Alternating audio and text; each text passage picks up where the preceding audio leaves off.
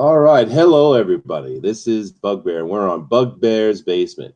Today, we're going to sit here with the nerd crew. We're going to talk about nerdy things. Today, we're going to start out on comic books. And I hope you all enjoy what we're going to do here. We're just a bunch of guys who enjoy all things nerdy. And we're going to talk about those things. First thing we want to do, though, is we want to go ahead and acknowledge the memorial today. And we're going to kick that over to DeWolf. So, DeWolf, take it away. We have the honor of having September 11th to be a beginning for us here today for the nerd crew. And we want to take that and give back some respect to those that were impacted directly and indirectly by the events on September the 11th. There was many concepts that people have come out to talk about for the events, such as who perpetrated the attacks, why they did it, and where were they from. But in all these things, we must always remember that those buildings were there and there were people inside, people who were going about their daily business of work, planning what they were going to do for play, and possibly taking time to pray. These things we would know as their freedoms. People were going about being free that day. And there were those that responded: police, fire, military, because they knew that there was a responsibility that they held for each and every man, woman, and child. And we would also like to ask you, as we do the same, to continue striving for more freedoms and taking the responsibility for each other as we move forward.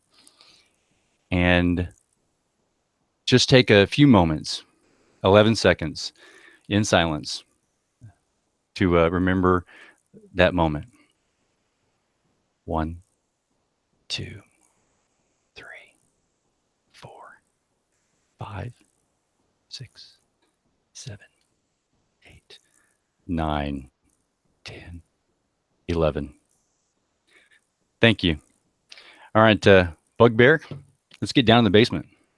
Yeah, let's go. That is a good thing to remember. I mean, September 11th wasn't just a big day for America. It was a big day for the world. It was an interesting moment from a point of view as being in America, especially since that we have a couple Australians in here with us. America is kind of sits at the top of a lot of things, and therefore we take a lot of the shots for the mistakes we make. But that was a day where the whole world was unified in supporting us and backing us, and I actually remember that. I saw that whole thing play out live. I was just happened to be watching the news at the time and saw the first one, and they were thinking it was some kind of accident, and then the second one, and then I watched the whole thing happen. I woke my wife up actually to come and check it out. It was a horrible moment, but we're a lot past it now, and I guess we can only hope that something like that won't happen again. But thank you very much to Wolf. It was very nice, a memorial for that. But let's get into the basement, and let's talk about stuff. Now, today we're gonna start out on comic books, and so I might as well talk about one of the things I love and first, and characters. Who are your favorite characters? I'm sure we all have characters we love, but actually, I was over on the Roy Thomas memorial page, or not memorial page, appreciation page, fan page. And do you guys know who Roy Thomas is? I don't think I do. No, Well, I probably do, but no. Remind me. Well, Roy Thomas is a writer.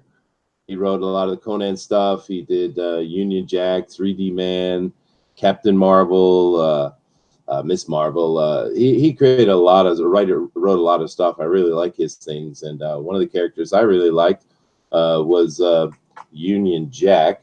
So I'm definitely going to be talking about that. So I think we will start at the character he was like. So I'm going to be on Union Jack. And let's see what else we got here. We got course, you just heard from DeWolf. DeWolf, what kind of character do you like?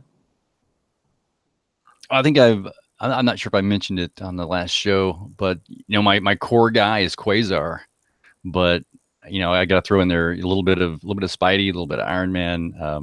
The New Warriors were popular, being that it was the '90s and they were the new team for the '90s. Yeah. And while I have the mic for the moment, let me back up for a second to the memorial. I remember when they used all the characters to memorialize what had just happened, the rubble and the policemen, and you got Captain America right there, and he's one of my favorites too. Easy segue. Because of his patriotism, what he stands for, his value system, and everything that else that came from the 1940s, that concept of the man outside of time, bringing the sensibilities of the greatest generation, forward through time with him. Yeah, that was a great cover, actually. Let me see if I can find that. But Liam, why don't you go just tell us who you like?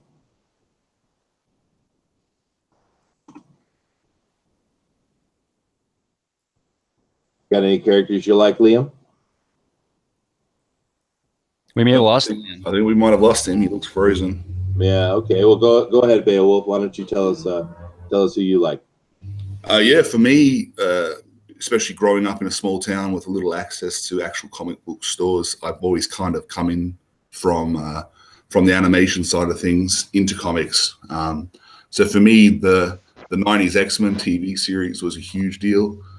But basically, anything mainstream, your Spider-Man, your Hulk, Iron Man. But one that I was very fond of, which was not mainstream, was my brother managed to get his hands on one of the early Pit comics from Image. Oh yeah. And I just always loved that concept and that character. So, and also the Phantom, the old Phantom comics, set in the jungles of Africa with his dog devil, and we used to get those in the show bags here in Australia. So, show bag. What's a show bag? Tell us about that. Show bag is like when you go to a fair, like and you get a bag full of just little toys, and they might put a comic book or two in there, and that was really the main way that I had access to comic books, because my local comic book store was 2 hours away, and we never traveled that far, except unless there was a big event on.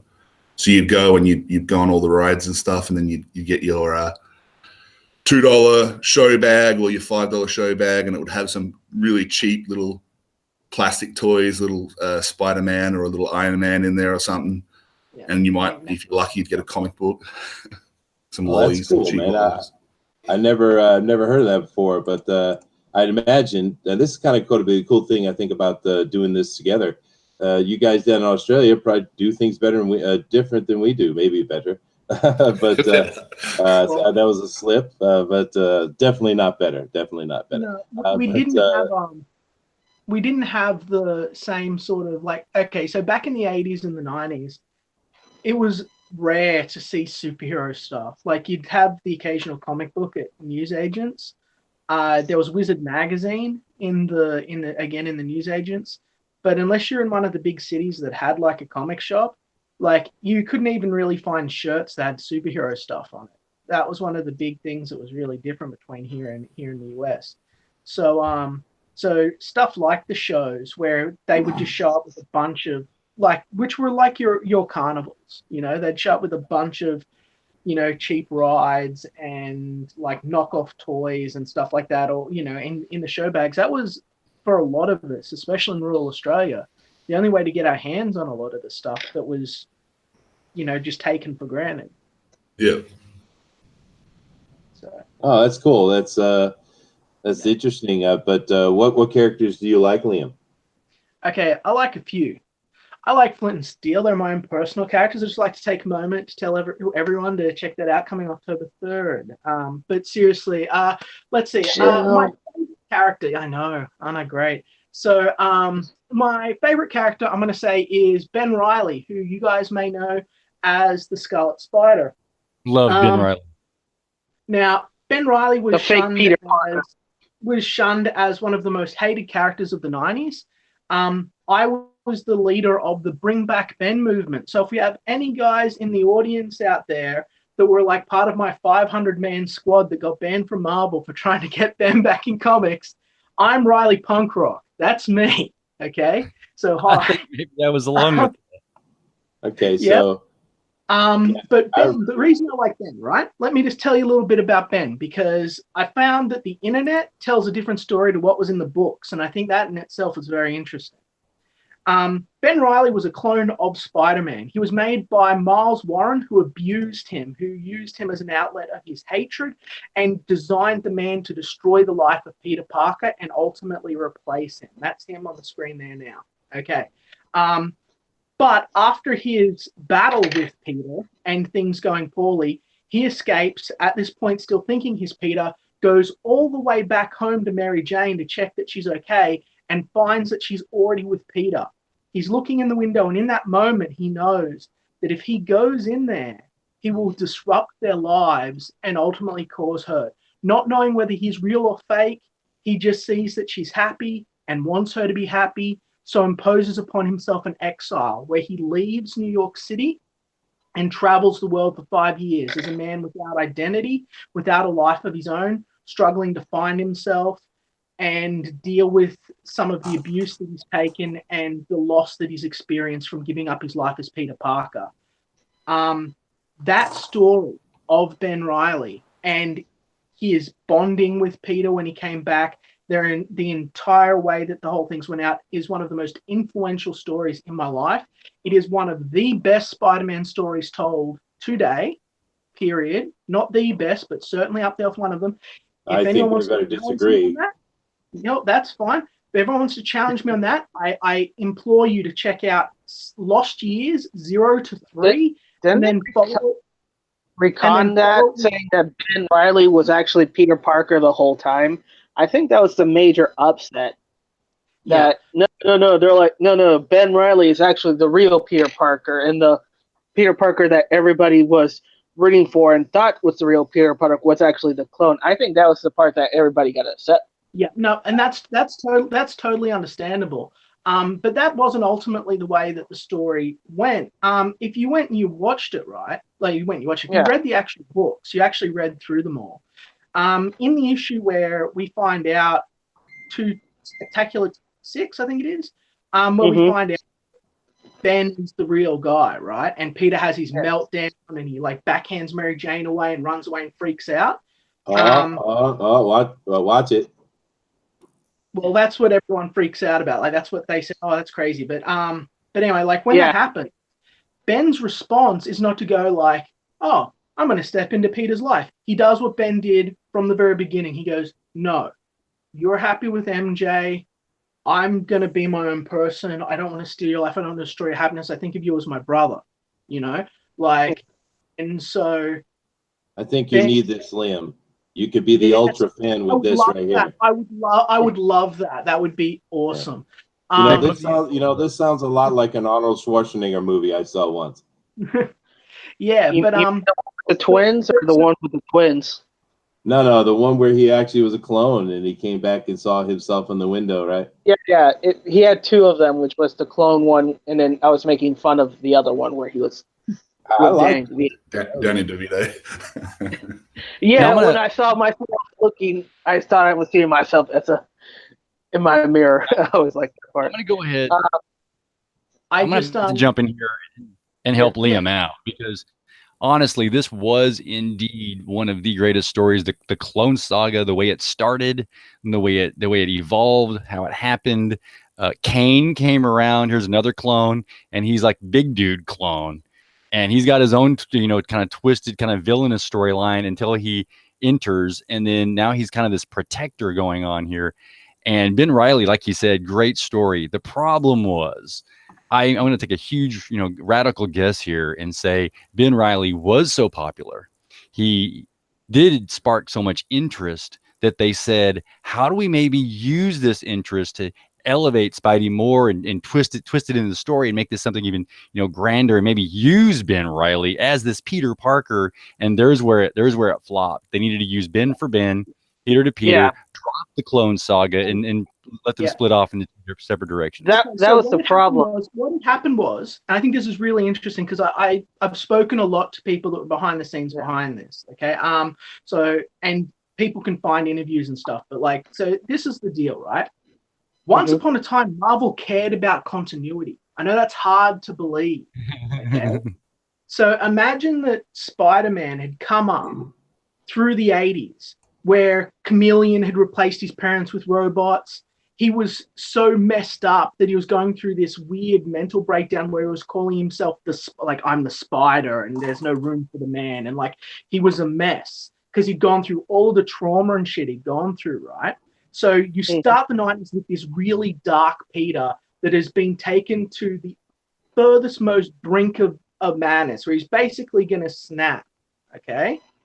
And then the Clone Saga happens, and his very identity is called into question, is challenged, okay? So it just completely messes with him. Then he finds out his wife is pregnant. Then he finds out that he's wife? Which wife? MJ. I know, it's hard to remember her. Which one? The fake Spider-Man or the real Spider-Man? The real Spider-Man. This is real Peter Parker going through all of this shit all at once, right? Okay. All right. You just owe me $1 for the swear jar, by the way. Sorry. So he finds out that his missus is pregnant. His whole life's been put into question. He gets taken into prison because a bunch of people start showing up dead, former supervillains like Dr. Octopus and stuff, that have had their neck broken and stuff, and his fingerprints are on the scene. So people are like, what's going on? You know, like, it's a whole big chaotic mess, and it's all converged upon Peter to push him to the absolute limit so that he can snap. Because what they wanted to do is they wanted to take Peter away from being Spider-Man for a while to give him a life. Now, that didn't mean remove him from the books. He was never removed from the books. Well, he was for about 2 months. But even then, he's like a character. He's a supporting character. And they just want... Hold on a second, Liam. Hold on.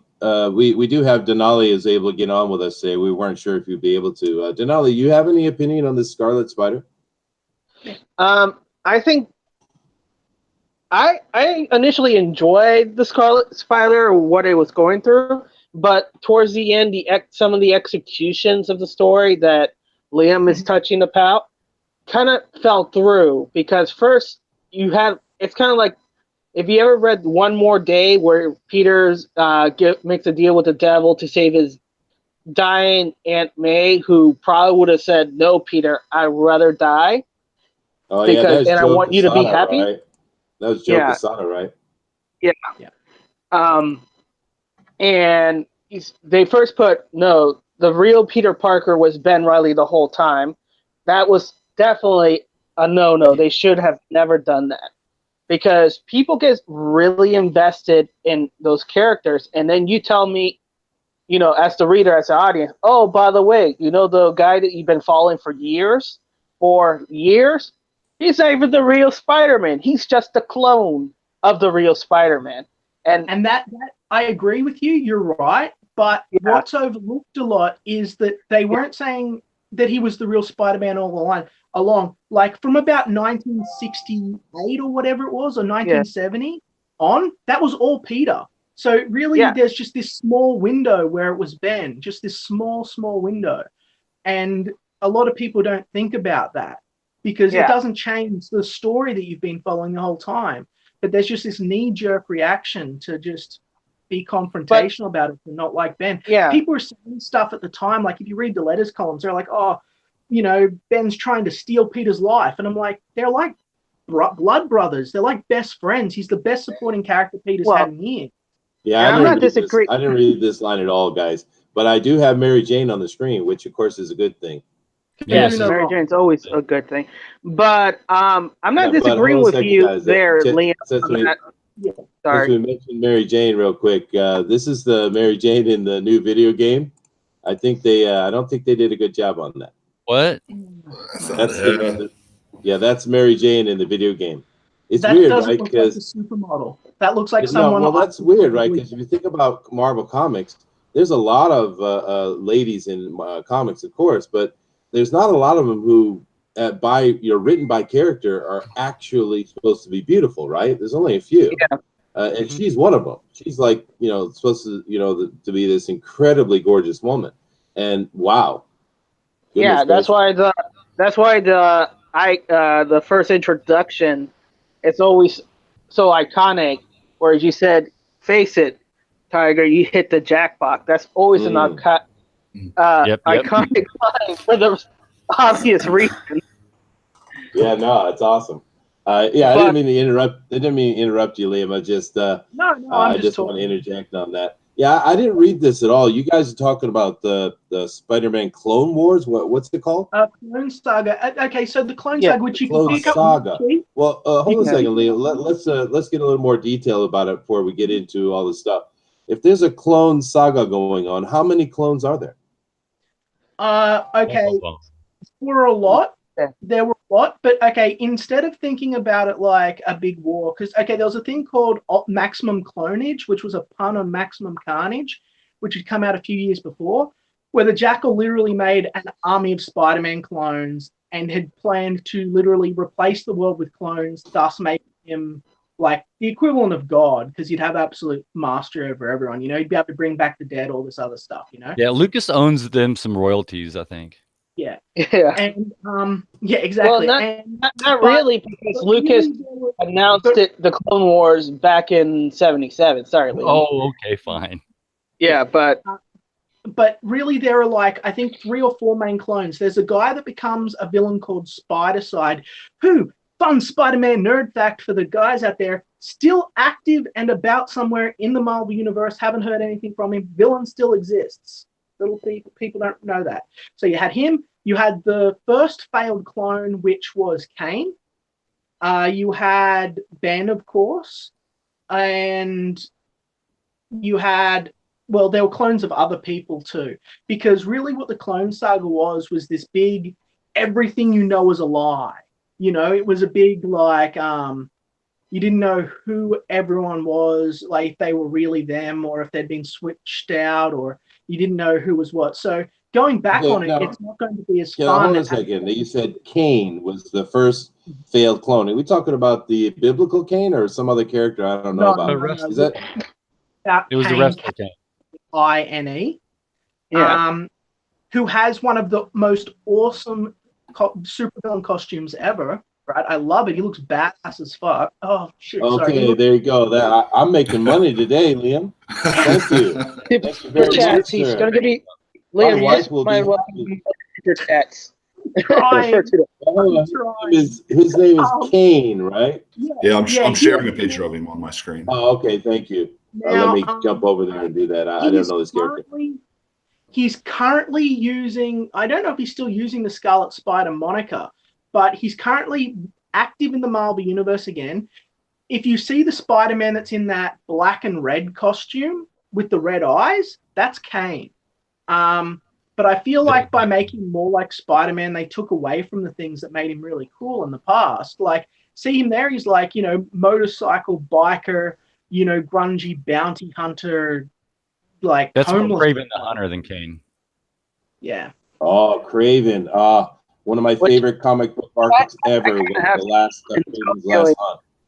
And speaking of which, I have to tell Antonio and Kane and White that their Leon Solomon, their main protagonist, a little too close to Kane. They may need to revise that character design.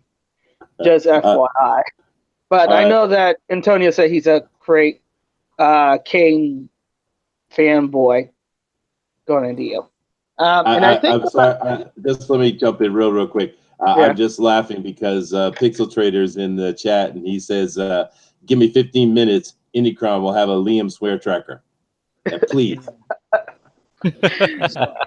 Yes. I'm terrible. So yeah, the Clone Saga really did. It started way back. You got the Jackal. Is it? Am I right there? Yeah. The Jackal started this. Yeah. And then Kane came around. Yeah, Kane really was. He was like a big Billy Bad, but he didn't, and he started as a villain. Spidey and him got into some big tussles, and and no one knew who he was. That was a big deal. Now we know who he was.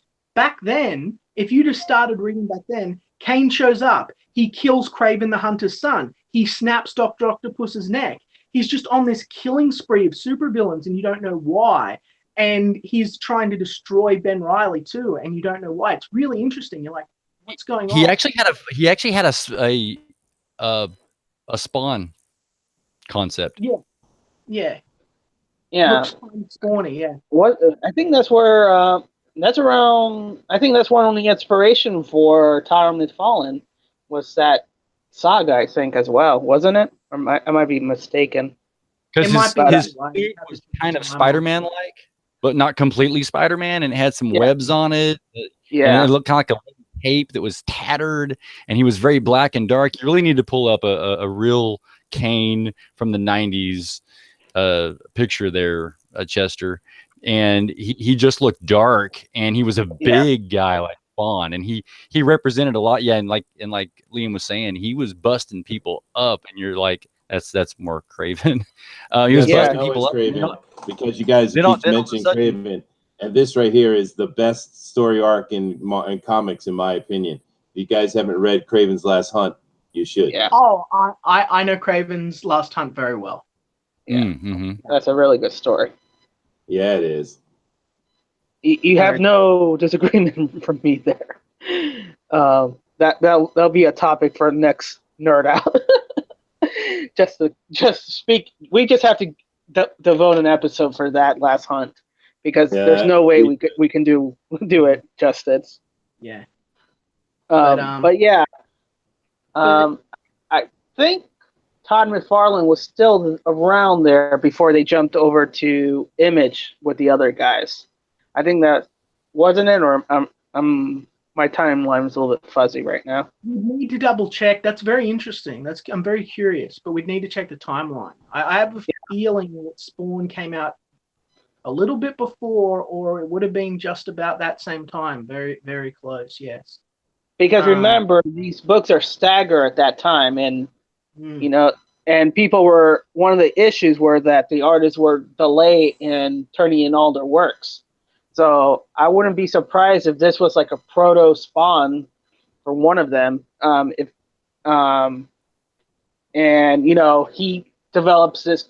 They developed this character, and then they use the same good idea for their own characters. They're like saying, "Why am I spending all my passions for a character that I don't even own when I can just do it for my own characters?" Kind of like what the guys are doing.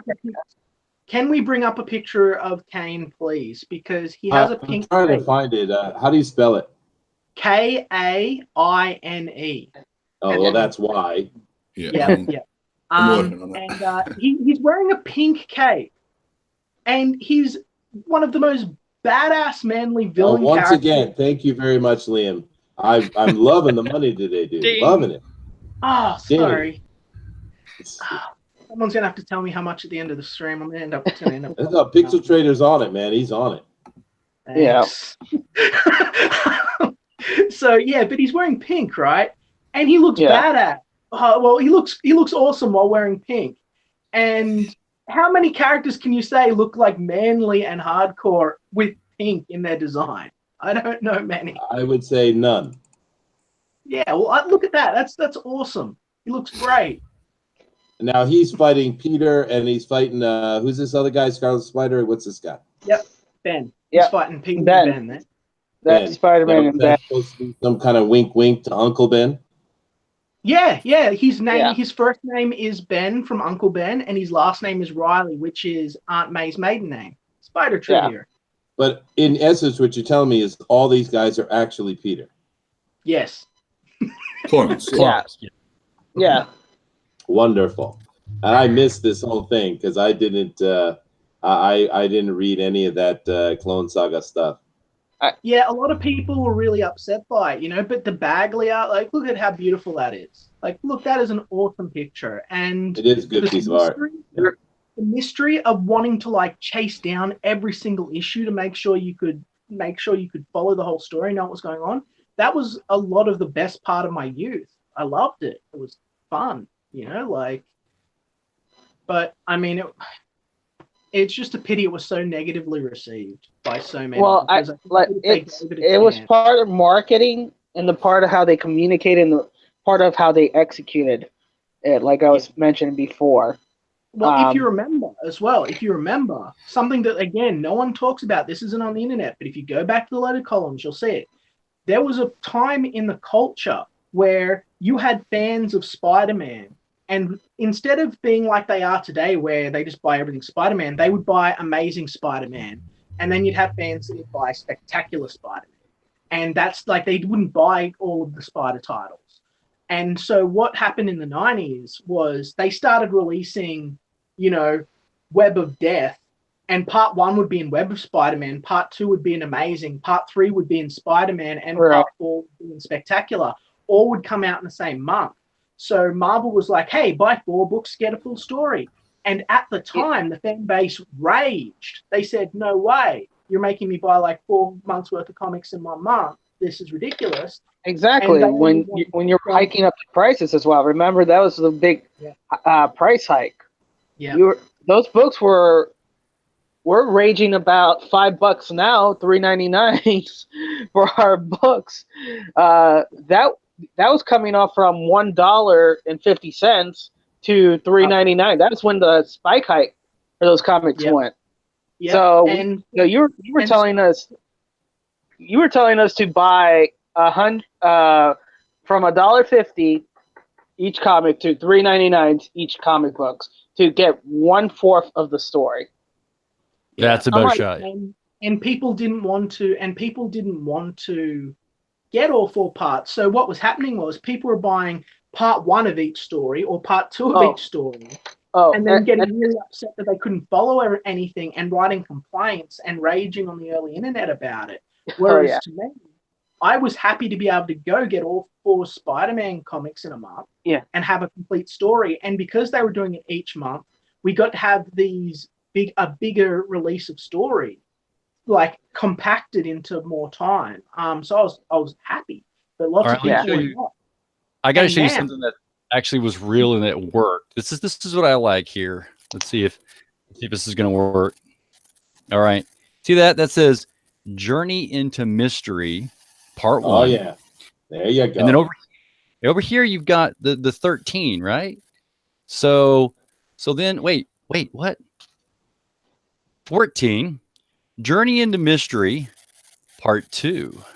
I'm following the same storyline. On issue 15, I've got Part 3. And then finally, Journey into Mystery Part 4. And we're now up to, I don't know where we're at, 16. Well, and then, of course, number 16 comes out, and it's no longer Journey into Mystery storyline. So, like the comics that are coming out now, go ahead and give us this cool storyline, give it a title, and keep the same running numbers. And then on the next one, start over with another cool, title like that. Yeah. Mm-hmm. Well, the issue with that, and the issue why Marvel did that, goes back to Stan Lee. The way that he was pitching the story was, how do I get people invested in these other characters instead of these few popular characters? Well, you need to find out, you begin, he goes with the mantra, every comic book is a person's first comic book. So while they're reading and some event happened that they don't know, or the comic book doesn't, say, check out Amazing Comics number 4, to get, I have to read that comic to get that part of the story, to get context of what's going on. So they just amped that up to 11. And then they said, oh, by the way, those variant covers you all like?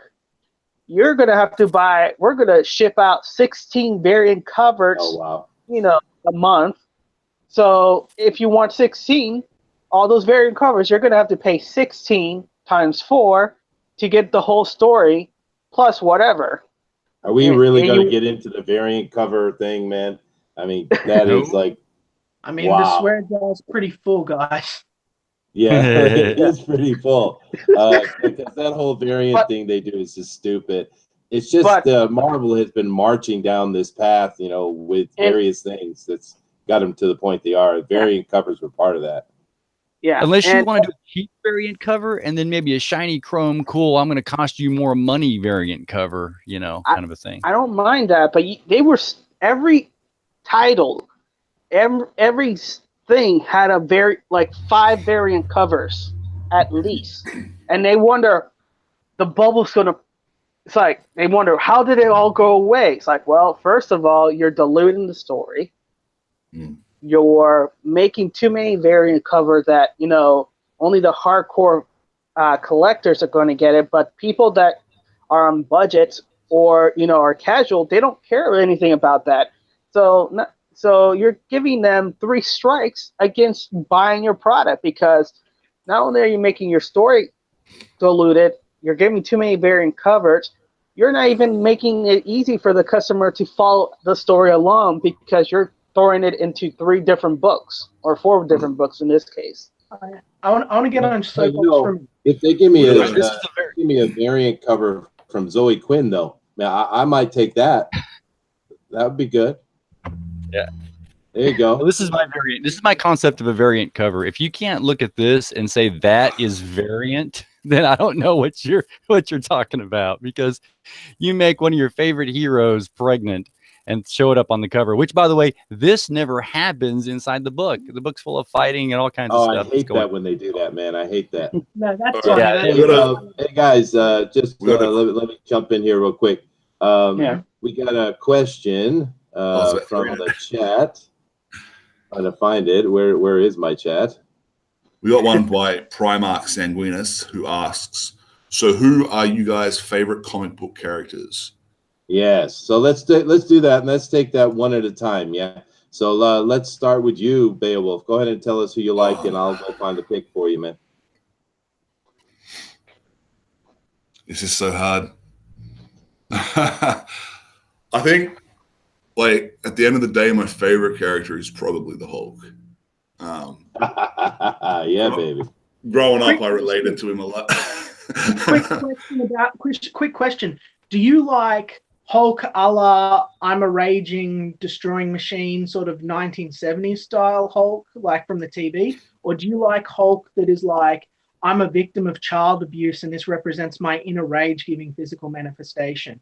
Thank you, Liam. That's very nice. That's very helpful. Yeah, definitely Hulk. Awesome. I like Grey Hulk, who's the wisecracking, intelligent Hulk. He's got two Hulk. He's got two Hulk. This is what we want.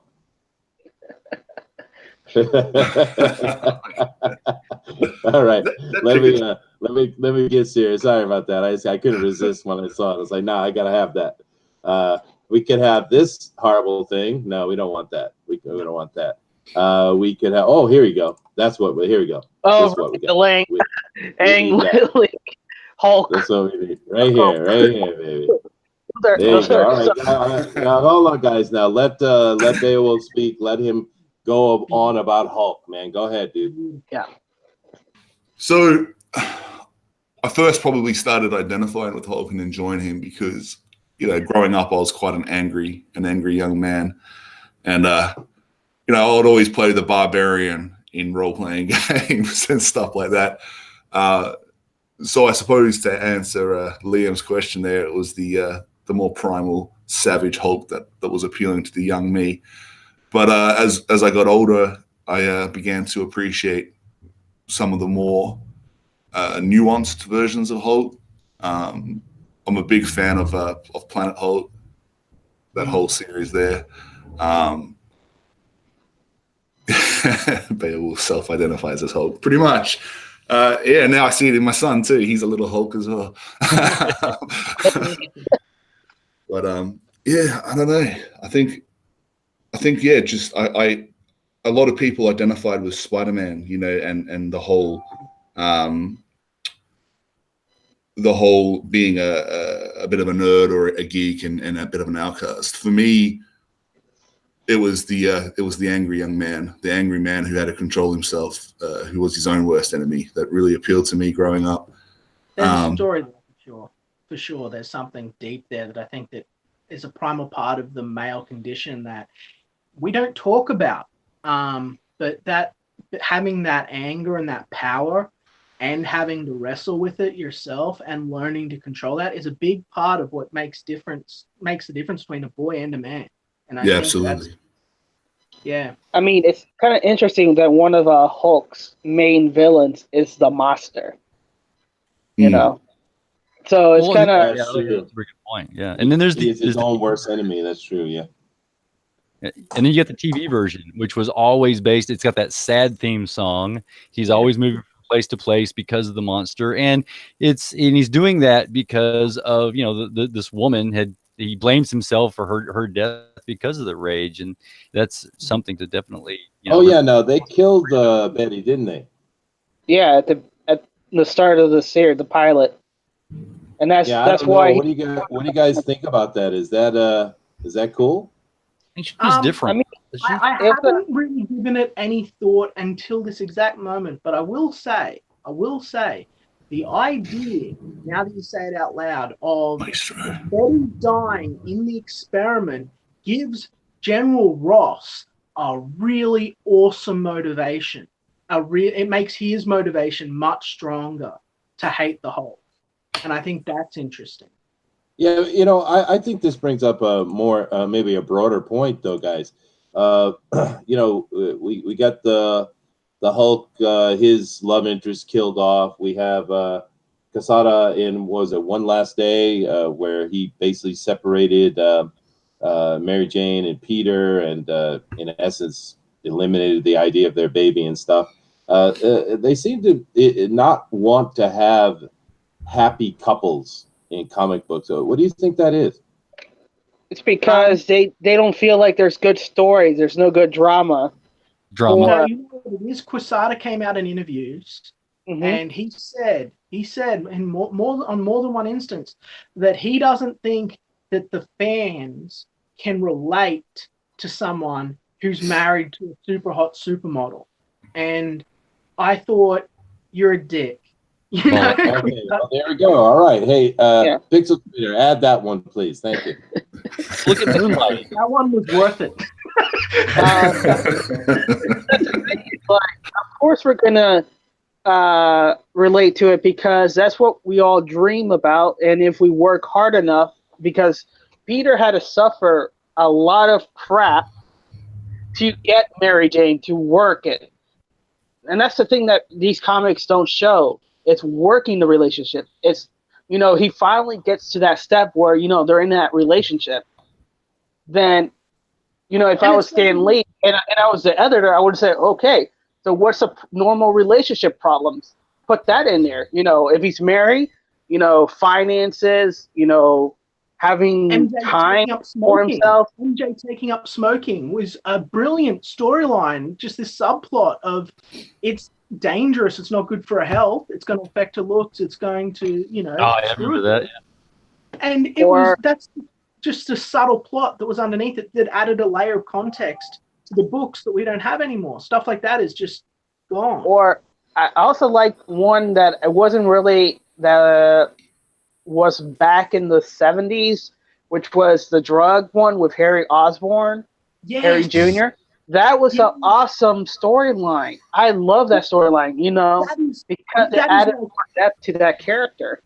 Exactly. It's like it punches you right in the heart. So when Quesada was like, oh, hey, Peter, completely against Amazing Spider-Man 300 and about 15 or 20 years worth, well, about 10 years worth of continuity, decides, I'm going to sell out my wife and potential child from my dying aunt, who I've already made peace with and saw goes to heaven. But we'll just ignore that.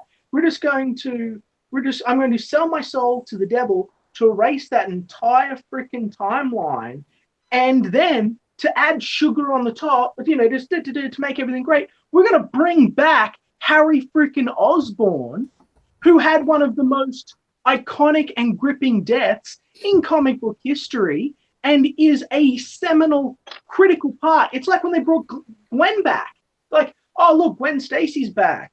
Yeah, they shouldn't have done that. They shouldn't have done that. And that's my other issues with current comics, is that nothing said we should not ever bring her back. He kept getting fan letters about it for years, and he said no. that's not the story. It's, you know, and yet they think, oh, it's great, we're going to do it. We've got this cool costume design. So alternate reality, Gwen, be damned the consequences. Who cares so long as it's fun in a flash in a pan?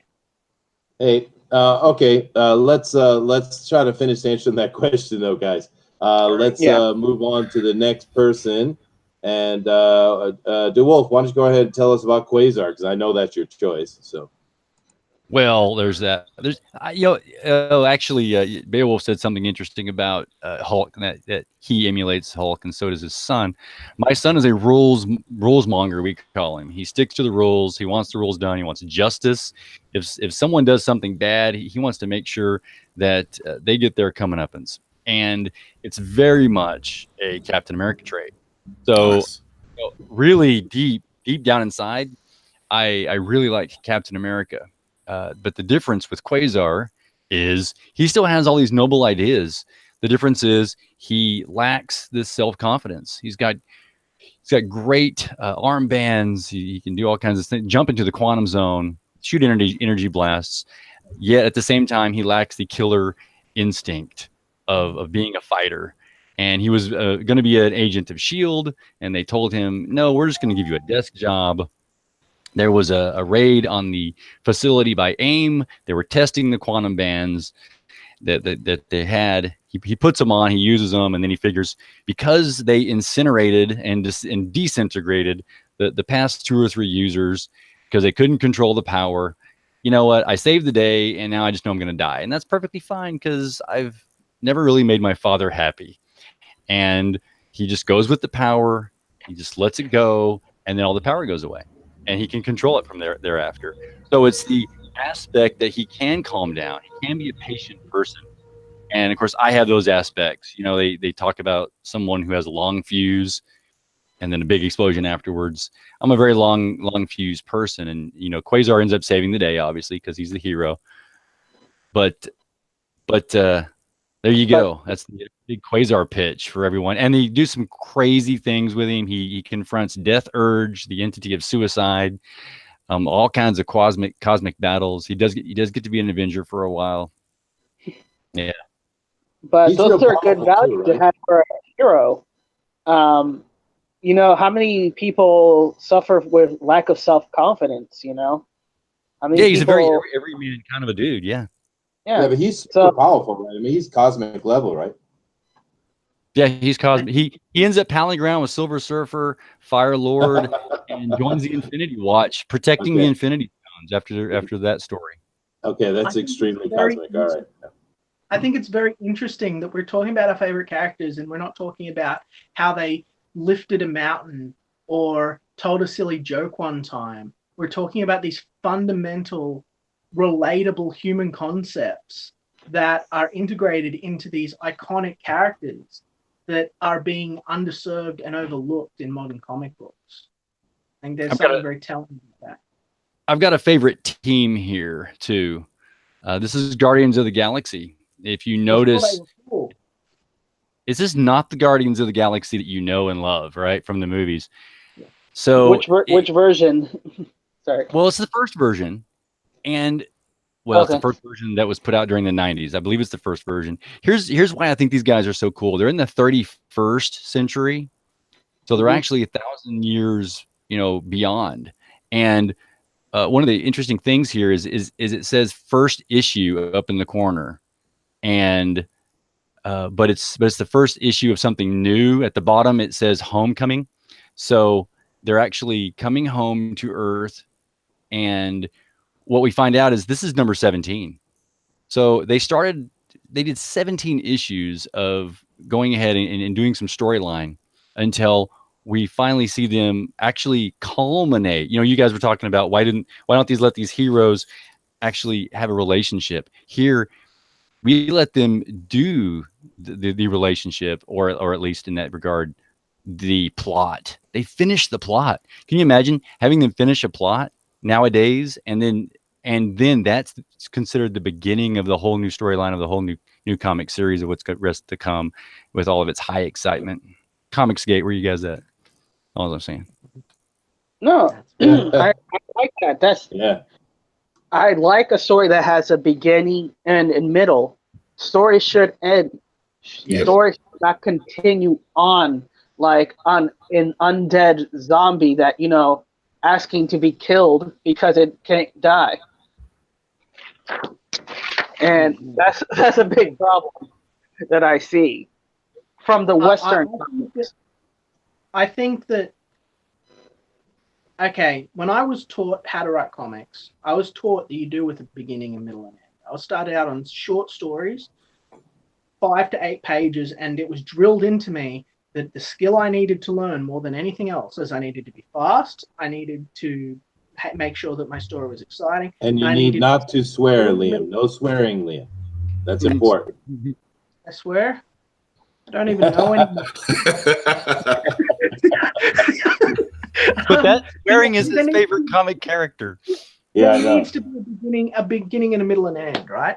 Now there's a style, there's beats, there's tone. Again, we've been talking about characters and depth and psychology and relationships. These are the things that are important in comics because fundamentally, for all the talk of they're action books, they're really soap operas with superpowers, right? Yep. And that seems to be fundamentally what has been erased from modern comics. I was watching a comic historian video about the Challenger and the Grand Master coming to Earth to compete in this big chess game, you know? It's one of his more recent videos. And in it, they have the X-Men and a bunch of the Avengers all just sort of fighting against these other forces. None of the villains that show up are particularly iconic or interesting. They don't look like superhero villains, right? They don't look like super villains. They just look like bad sci-fi villains, like things that were ejected out of old Star Trek scripts. And then, probably work. Yeah, and then on top of that, they introduced this new character. I believe her name was Vortex, who was one of the founding Avengers, which is big mind game, but she was a founding Avenger. Her costume looked like a superheroine costume. So it's not that they cannot design these characters to look like superheroes and act like superheroes. It's that they choose not to. And that, I think, is hurting the industry a lot because we don't care about these characters anymore. They're bland and they're unexciting, and we don't get full stories with them. Are you talking diversity? Is that what you're pointing? Is that what you're trying to point out? No, honestly, I'm talking more about the tone and themes and the actual art of writing a comic book. It's often ignored that, like, these people are treating comic books like TV scripts or movie scripts. It's not the same medium. It's not what people are looking for. Yet they continue to write them this way and just bounce off big event to big event, and people are burned out. Well, I think a lot of it. Go ahead. Here's an idea that I thought of actually sometime today was the fact that you get to watch Netflix, you know, and you get to see Daredevil and then Luke Cage, and then I gotta wait. And there's Agents of S.H.I.E.L.D. Agents of S.H.I.E.L.D. hasn't been out now for, you know, several months, and I'm waiting for them to start up their next new season. Well, hey guys, if you can't come up with some really great storyline, just don't write the comic. Give me a Captain America up to 120, and then all of a sudden you stop it and let us know, put out some marketing, and there's not going to be anything after 120, and then go ahead and wait. Think up something good. Maybe some other writer in some other book comes up with a really cool villain that you guys can cross over into. Oh, he's still in the universe. Have him show up over there, and he's still stuck at book 120. And then all of a sudden, say 6 months later, maybe a year later, all of a sudden, season 5 starts, and you got number 121. Put a special thing, once again, a special title up there that says now this is Captain America doing something cool, and there you go. And then, but it's only 12 issues long. Be prepared. After 12 issues, that storyline is done. That season 5 is over with. And now you're going to have to wait another year until we can think up some other good storyline. So you're thinking more of kind of like a TV season series kind of deal. Just mock them, mock what happens on TV series. But here's the thing that I noticed a lot as well, that I've seen a lot of writers, they overlap more and more, that they're using comic as a platform to get into the TV series. Yeah. And that's been, instead of just saying, no, I'm going to work this and make this great, they're like, no, this is going to be a stepping stone because I really want to be on TV series. And if I do my comics, this is going to be networking, branching out, showing my portfolio kind of deal. That's exactly it. They're looking at this, and I know this for a fact. They're looking at this and they're saying, this is just my stepping stone to get to movies, to get into cartoons, to get, and from there up to get my screenplays made. These are not people that are often even particularly familiar with the characters they're writing about.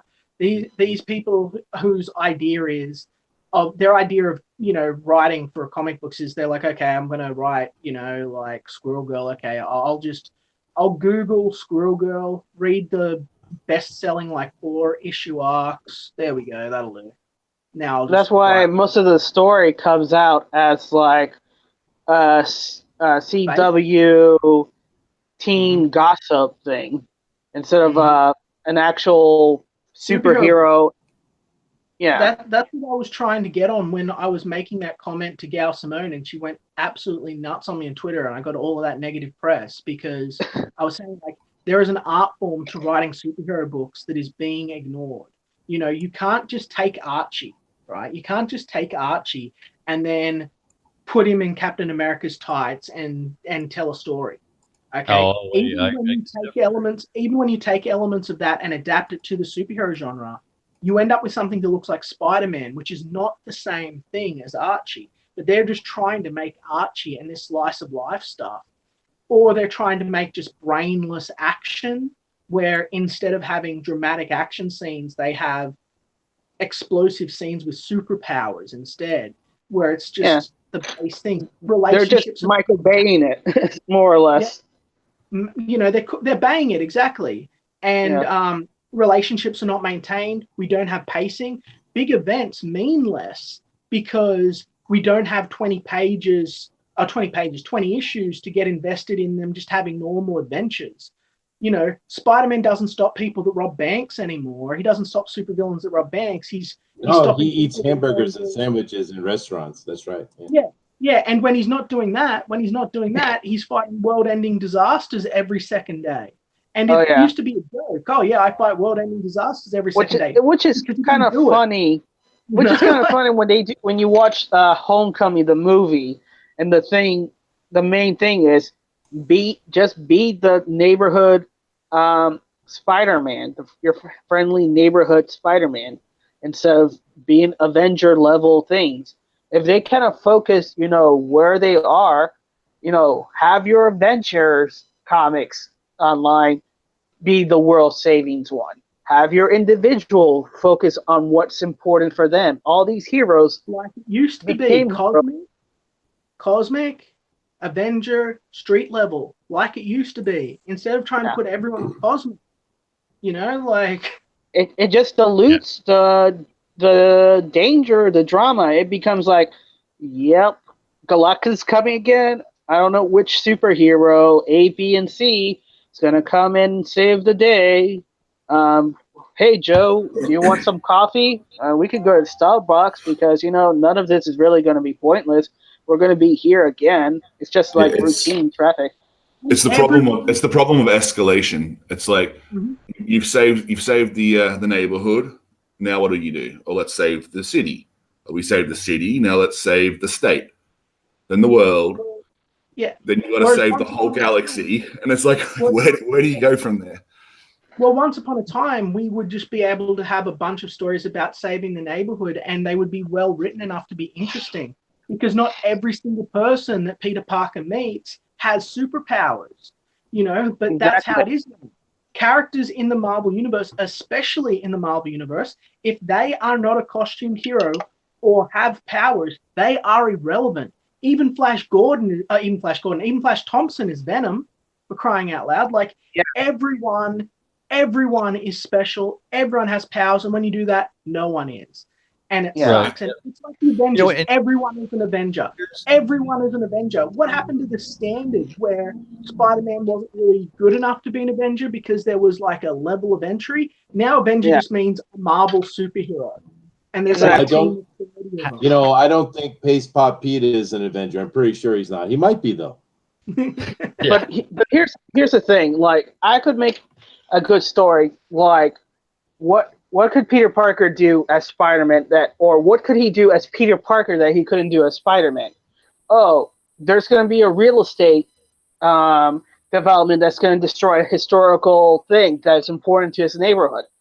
You know, you're not fighting a villain, or you can have the Vulture right there. So you have you do the exact same thing, right? You do the exact same thing, but you have it that the Kingpin is like doing it from behind the scenes because he wants to get it like this old, I don't know, like this old piece of gangster technology or something that was buried in cement 50 years ago under the place. Old piece of gangster technology. I'm going to write that down. That sounds something interesting. I just randomly come up with this stuff. Yep. So, you know, well, hold on. I gotta say this. Like, there was a story like this, you know, that was presented, and that was when a different idea. Let me track over to a different idea where a character himself has a problem with himself, like an ego that gets out of control. A character gets out of control. He's working within himself because of a problem that he has initiated, because maybe he does have powers, right?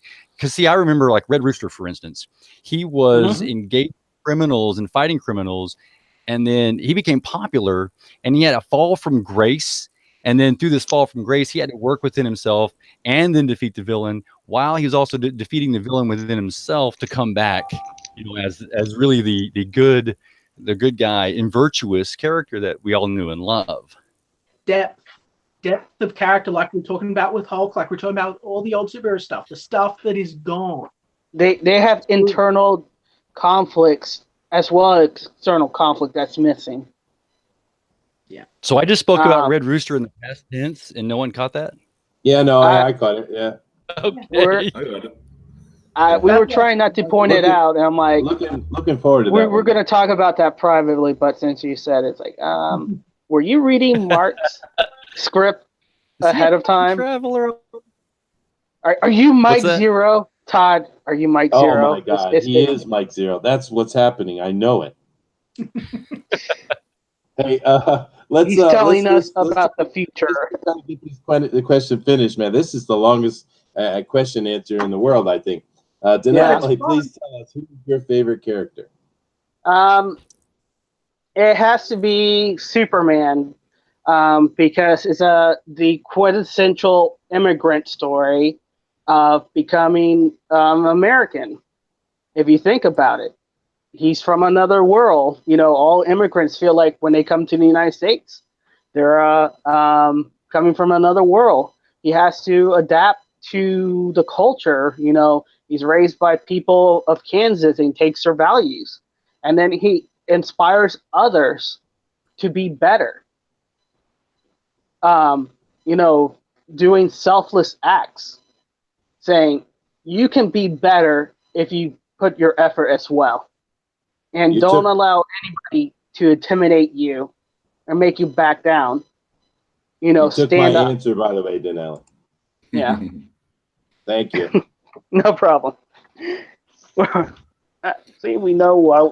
You know why we're all here, because we know what we're talking about when they say, you know. And the problem is, I feel like Superman's so easy to write. Why do you guys struggle with the core principle of him?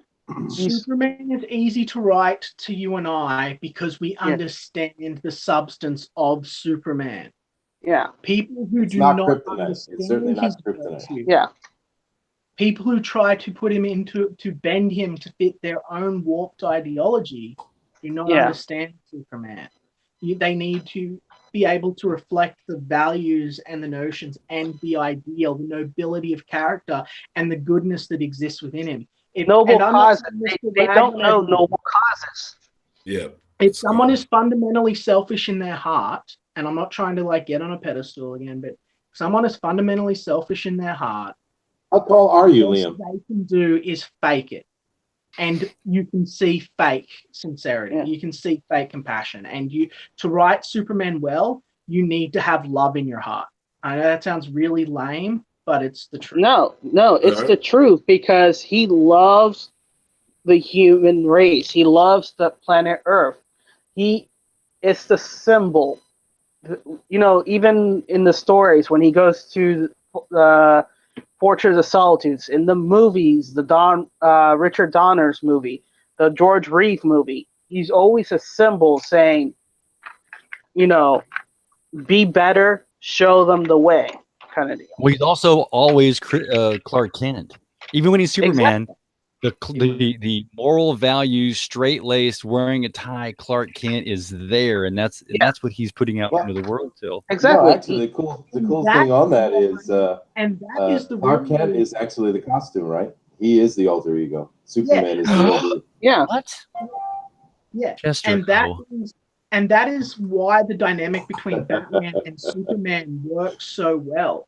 It's not just because one guy has ultimate power and the other guy has no powers and has to struggle. That's a part of it. What it really is this is a man who is a hero because of who he is. And this is a man who gave up who he was to become a hero. Exactly. And that is a really interesting dynamic to play off one another. But again, and when he finds himself in the movie over the red kryptonite problem, or the fake kryptonite using the cigarette tar in the made by Richard Pryor, was amazing scene. Oh man, exactly, because ultimately, who won in that fight? Clark Kent, who was actually Superman. Yeah. Hey, hold on a second. Let me just jump in here real quick. Hey, guys, make sure that you hit the like button for us and subscribe so we can grow this channel, yeah? And please hit the share button down below so we can get more and more people on here. Thank you. And make sure you comment below, because we always like to read your comments. Yeah. This is your platform as well, so don't hesitate to leave your comments so we can read it. Thanks. All right. So I have a question for Denali and Chester, since Chester was going to choose Superman as well. How do you guys feel about Injustice? I have to be very careful about how I answered that, seeing as I am a moderator for the creator. I think that Injustice is a good example of an Elseworld story. Exactly. I think it's interesting. It's like Kingdom Come kind of deal. Okay, I'll go with that. We'll go with that. Yeah, it's Elseworld. How's that? Yeah. Yeah, but no, me personally, that's Superman, not Superman. It's not Superman. It's just like the Man of Steel. I watched that movie and I thought overall it was great. I enjoyed it, but then the third, there were some issues on it as well. But I'll let Chester continue. No, there of course there were, but I mean, Superman's going to go and wreck a semi truck because he's frustrated with a guy. He's going to steal clothing. He's going to kill Zod. No, thank you. And if they had actually had someone that knew Superman make that movie and not make him some grumpy Gus and let his Pa Kent die and all those other kind of things, it would have been a good movie. I thought it was a beautiful movie. No, but the problem with those things isn't that Superman is saying, it's what it's saying about our society. Clark Kent, Paul Kent is us instilling our values to Superman. And our society at this time is telling, hide yourself, hide your specialness, don't save people, which is physical to what we are as a culture, what we are as a people. Yeah. And the fact that, no people had issues with it and they couldn't verbalize exactly why they were verbalizing. And because those values were instilled, that's why Superman would kill Zod, because the values instilled by this version of Superman, based on what the creator sees as our society, is saying, yeah, go kill him, because that's... Let me give you a different take. Just for a minute, let me give you a little bit of a different take. because I think Go that ahead. this is interesting. Okay. Go Now ahead. let's just take a step back. I know for a starter, we all want 70s Superman, not just us nerds. Everyone in the public wanted the same thing, but no one's allowed to admit that anymore because that's not cool, because that's corny and lame, and young kids will say that's stupid, right? So let's say you know this. You're going to tackle the character of Superman, but to tackle the character of Superman, you have some big obstacles to overcome because of the dangers of preconception. People know that Superman's so powerful, nothing can actually challenge Superman. That's so lame. Oh, Superman's a Boy Scout. That's so boring. He never does anything wrong. So you've got to overcome that. So let's say that you're not just making one movie. You've been hired to work on the larger DC universe, and you have a plan. You've worked with people that are, in comic books, and they've laid out for you a 4 or 5 part story, and your movie is just the first part in it. You get to have a fair amount of liberty. But so you start off with Superman, and how do you introduce Superman in a way that the audience is going to see that he is flawed and human while still being superhuman? And that's where they made the mistake, but that's what they were trying to do. They introduced him the way they did. Yeah. Liam. Yeah, I'm here. Can you hear me, Liam? Are you there, Liam? Can you hear me? I can't hear you. I just wanted to say no. Okay, let me finish. Let me finish, because you can tell me I'm wrong after this, but I do think I'm onto something with this. Okay, so we have a fundamentally flawed Superman who is not the perfect champion of ideal. He hasn't been a superhero very long. They're not going to send him to the 31st century to train.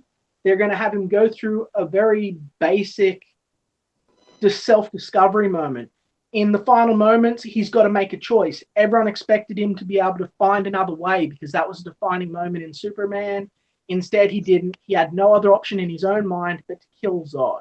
Okay? Then we get Batman versus Superman, which got, Liam. Yeah. Liam. Mhm. No. Liam, Definitely no. here's a question. Have you ever read It's Superman? Yeah, I know Superman. Of course I do. I love Superman. No. I say, have you ever read the book called It's Superman? Probably. What's it about? It's basically it's the Golden Age Superman who does the same self-discovery that happens in the movie where he's helping people. He builds up his costume. He's not super powerful, but he's powerful enough where he's superhuman and relatable. Mhm. But he still has the values that we expect of him. I'm not defending it. I'm just trying to explain why I think things went the way they did. No, I get it. You're playing devil's advocate. Yeah. I get it. No. Hear me out, because I really think that people are attacking part 2 of a 5-part story without ever letting it get to part 5. And I feel Just don't mention Batman versus Superman ever again, ever in this chat. That is forbidden. Batman vs. Superman was going to be great before Comic-Con screwed it up and changed everything. Everyone went mental and said, oh, it's got to be a Batman vs. Superman movie. So they changed it to that for everyone. And then everyone raged about that. The whole point of the movie, if you watch it again, watch the movie again if you think that I'm talking crap, right? And watch it. Oh, more money. Excellent. Okay. So Batman vs. Superman. There's all of this metaphor for God. Okay, you've got the entire people who of like the humans, the average people, see Superman as a god, the same way most audiences do. The same way the audience is going, oh, nothing can change Superman. He's perfect. He's perfect. That's how everyone sees him. But they're trying to show us through the whole movie that Superman is just a dude. He's a dude with, incredible powers, trying to do the right thing, but he's not this great messiah. Meanwhile, you've got Alexander Luthor, who is the victim of child abuse at the hands of his father, who sees Superman the same way as God, and he blames him for the abuse that he has suffered and all the injustices and evils in the world. I saw that movie. So he projects all of his hatred for God onto Superman. And, but I saw that movie. And so does Batman. Batman is just so cynical, and he's lost. Liam, I get what you're doing, man. I get the analysis of the movie, but you're putting lipstick on a pig, brother. That is garbage, man. This is a fundamental misunderstanding of who Superman is. Superman is God. He is godly. And the point is, he can't use all his power. He can't be what he is. He has to always reduce himself. It reminds me of a great little moment in an animated movie or TV series that I was watching with my kids, where Superman is talking to Darkseid, and he's like, I always have to hold myself back. I always have to be careful. I have to treat like the world like it's made out of cardboard. But I don't have to do that with you. You can take it, can't you? I can go full force. I can be who I truly am. Superman is about the control of God. It's about God understanding who he is and interacting in the world to help people and not take the easy route. When they let him kill Zod and do those other things, they completely misunderstood that this is antithesis to what Superman would do. I think that you're correct. I think that you're right. I'm not disagreeing. I'm just disagreeing on it being a misunderstanding.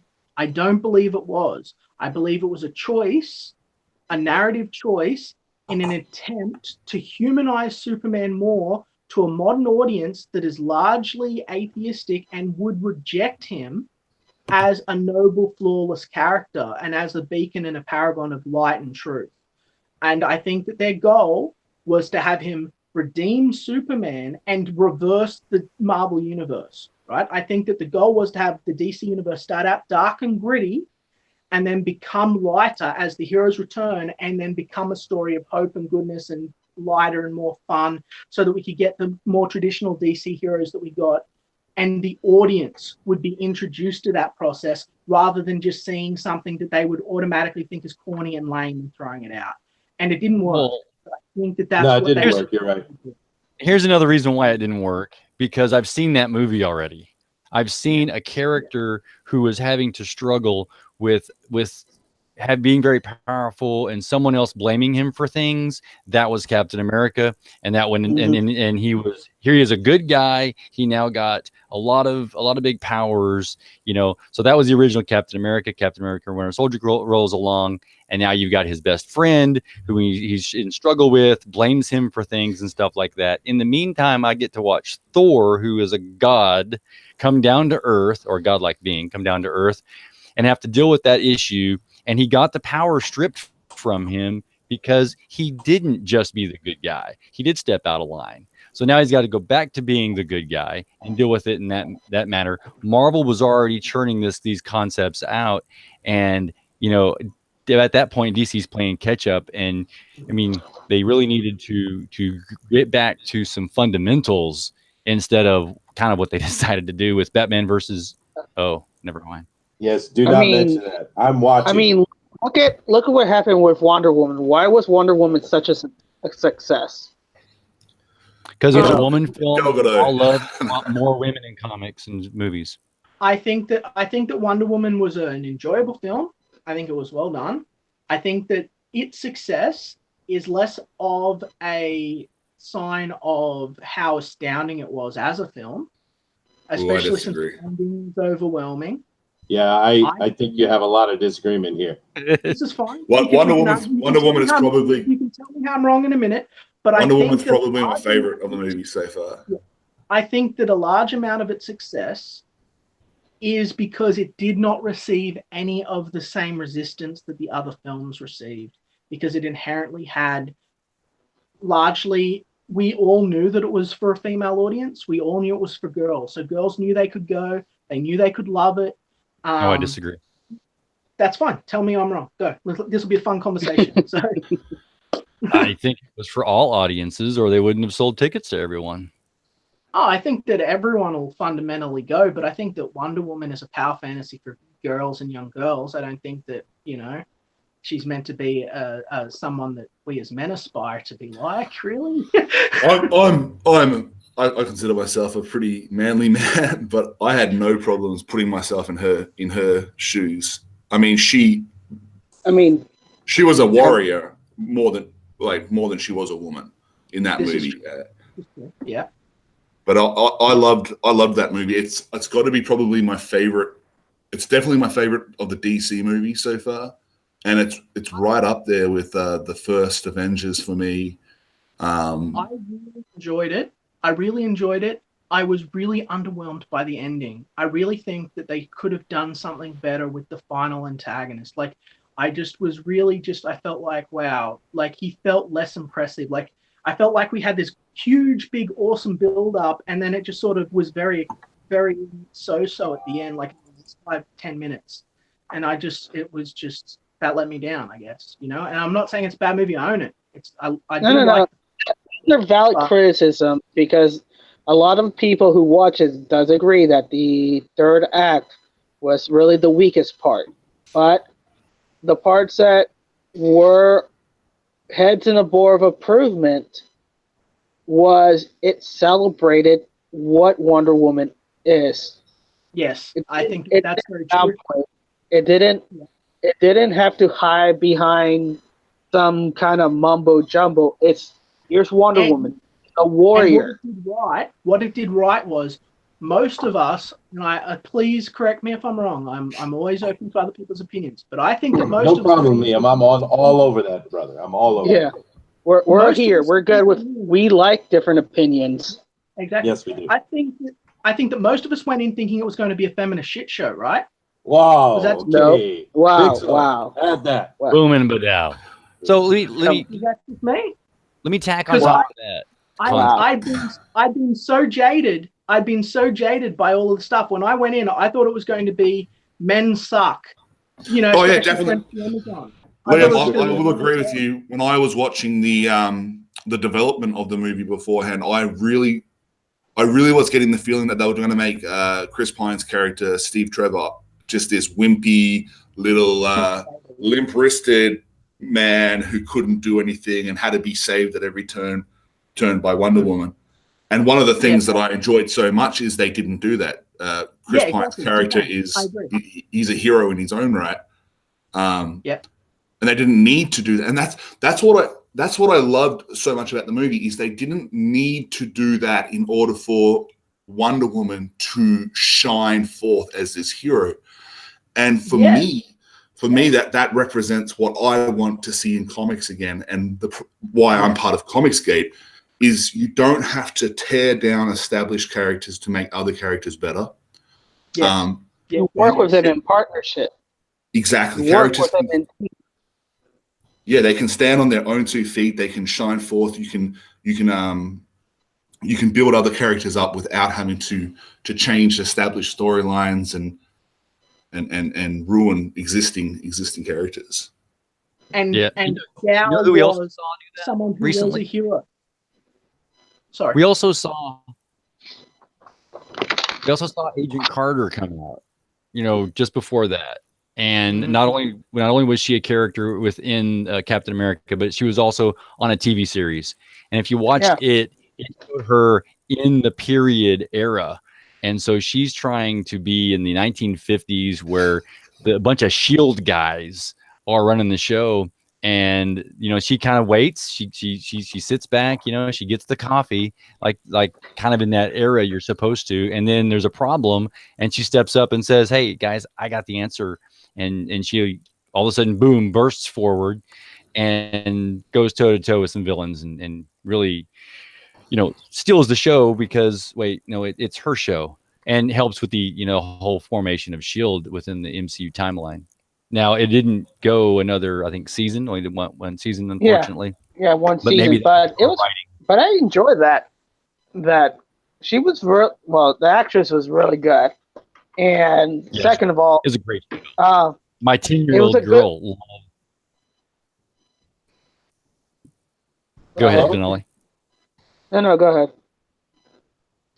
Well, I was just saying, my daughter, for the same reason you have the idea that, girls want to emulate Wonder Woman. Here she is wanting to emulate Agent Carter. And the funny thing there is she doesn't have to be wondrous and come from Amazonia world. She comes just off the street, and she just through her sheer will, wanting to, work hard, do things, learn, go to school, read books, and practice. Like I tell my daughter to do. You too can be like Agent Carter. Yeah, no, it's like the pic I just put up. I mean, here's a nice little costume for girls. I mean, it's great that they have Wonder Woman that they can look up to. Actually, I think it's cool. I mean, have you read the story of Wonder Woman's creator? Their backstories and everything. Let's not get into that. I don't buy into this whole girls need to have girl heroes to look up to, boys need boy heroes. They don't have to, but it's why not, right? Oh my goodness, some of those pictures on your screen just I do. Why are they bad? Is it bad? I think that there are fundamental differences. I think there are fundamental differences between the male condition and the female condition that are psychological that people relate to. And I think having strong female characters that embody those concepts and those notions of womanhood to be exemplified to other people is the same as how you and I relate to Hulk. That's an experience that most women are not going to sort of relate to.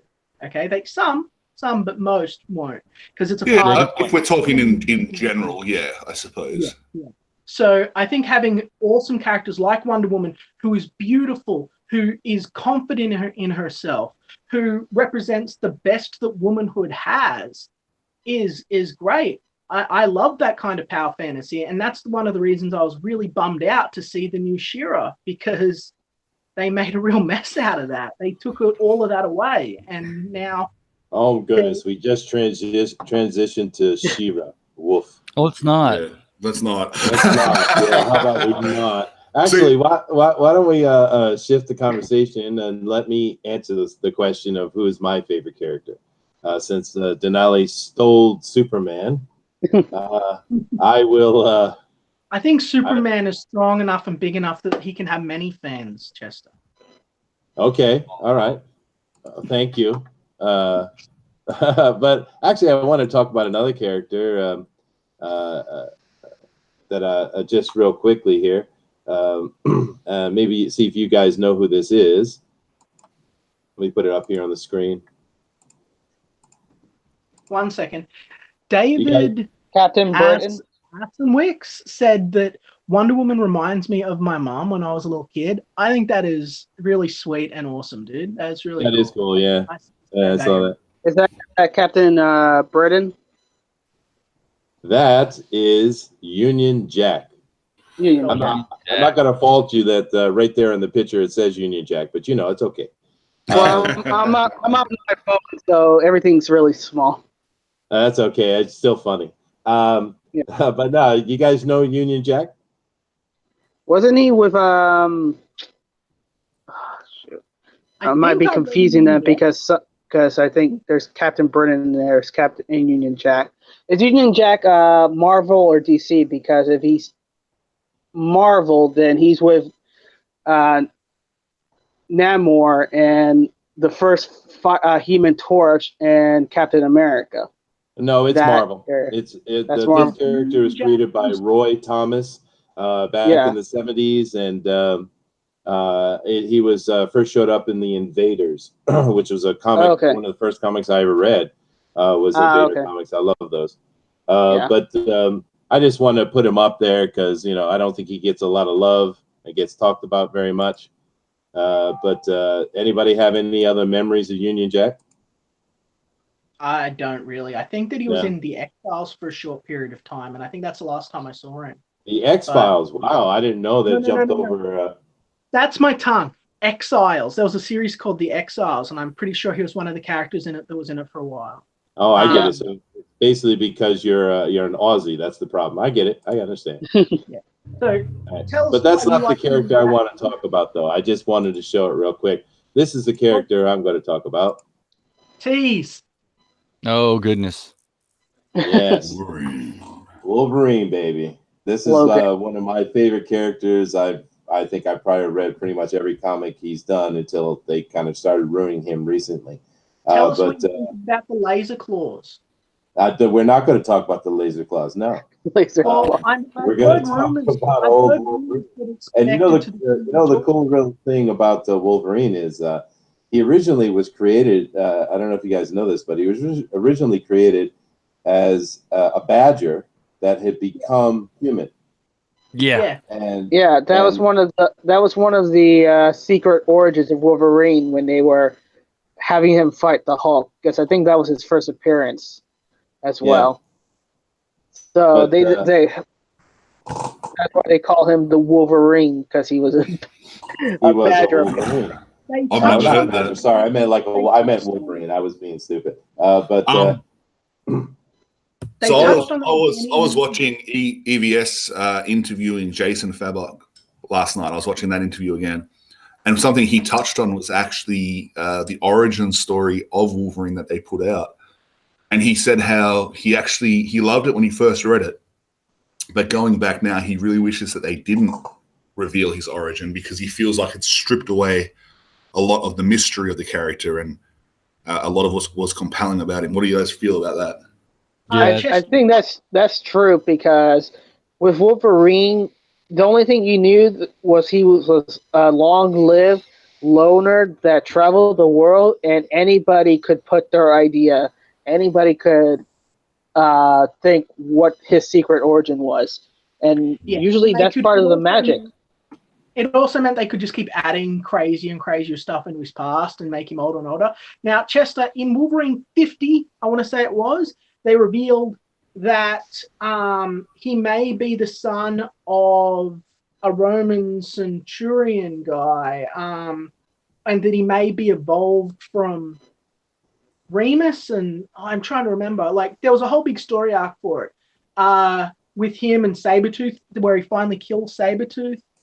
Do you know what I'm talking about? Where that guy, that big guy, shows up, who turns out that he might have been like the first one of the race, and all of the wolf mutants are all gathered together. Like, does any of this ring a bell? Wasn't that like mid 90s to early 2000 when that? I want to say maybe mid 2000-ish, a little bit later, maybe. What you're talking about. Because that was the storyline that really intrigued me, but it didn't seem to go anywhere. And I thought, like, has anything happened with it? Because, like, I wanted to find out how he has all of these memories of being this creature that wasn't human that evolved. And you're talking about this comic I just threw up on the page here. Yeah, that's the one. Yes. No, it didn't go anywhere. I ignored it.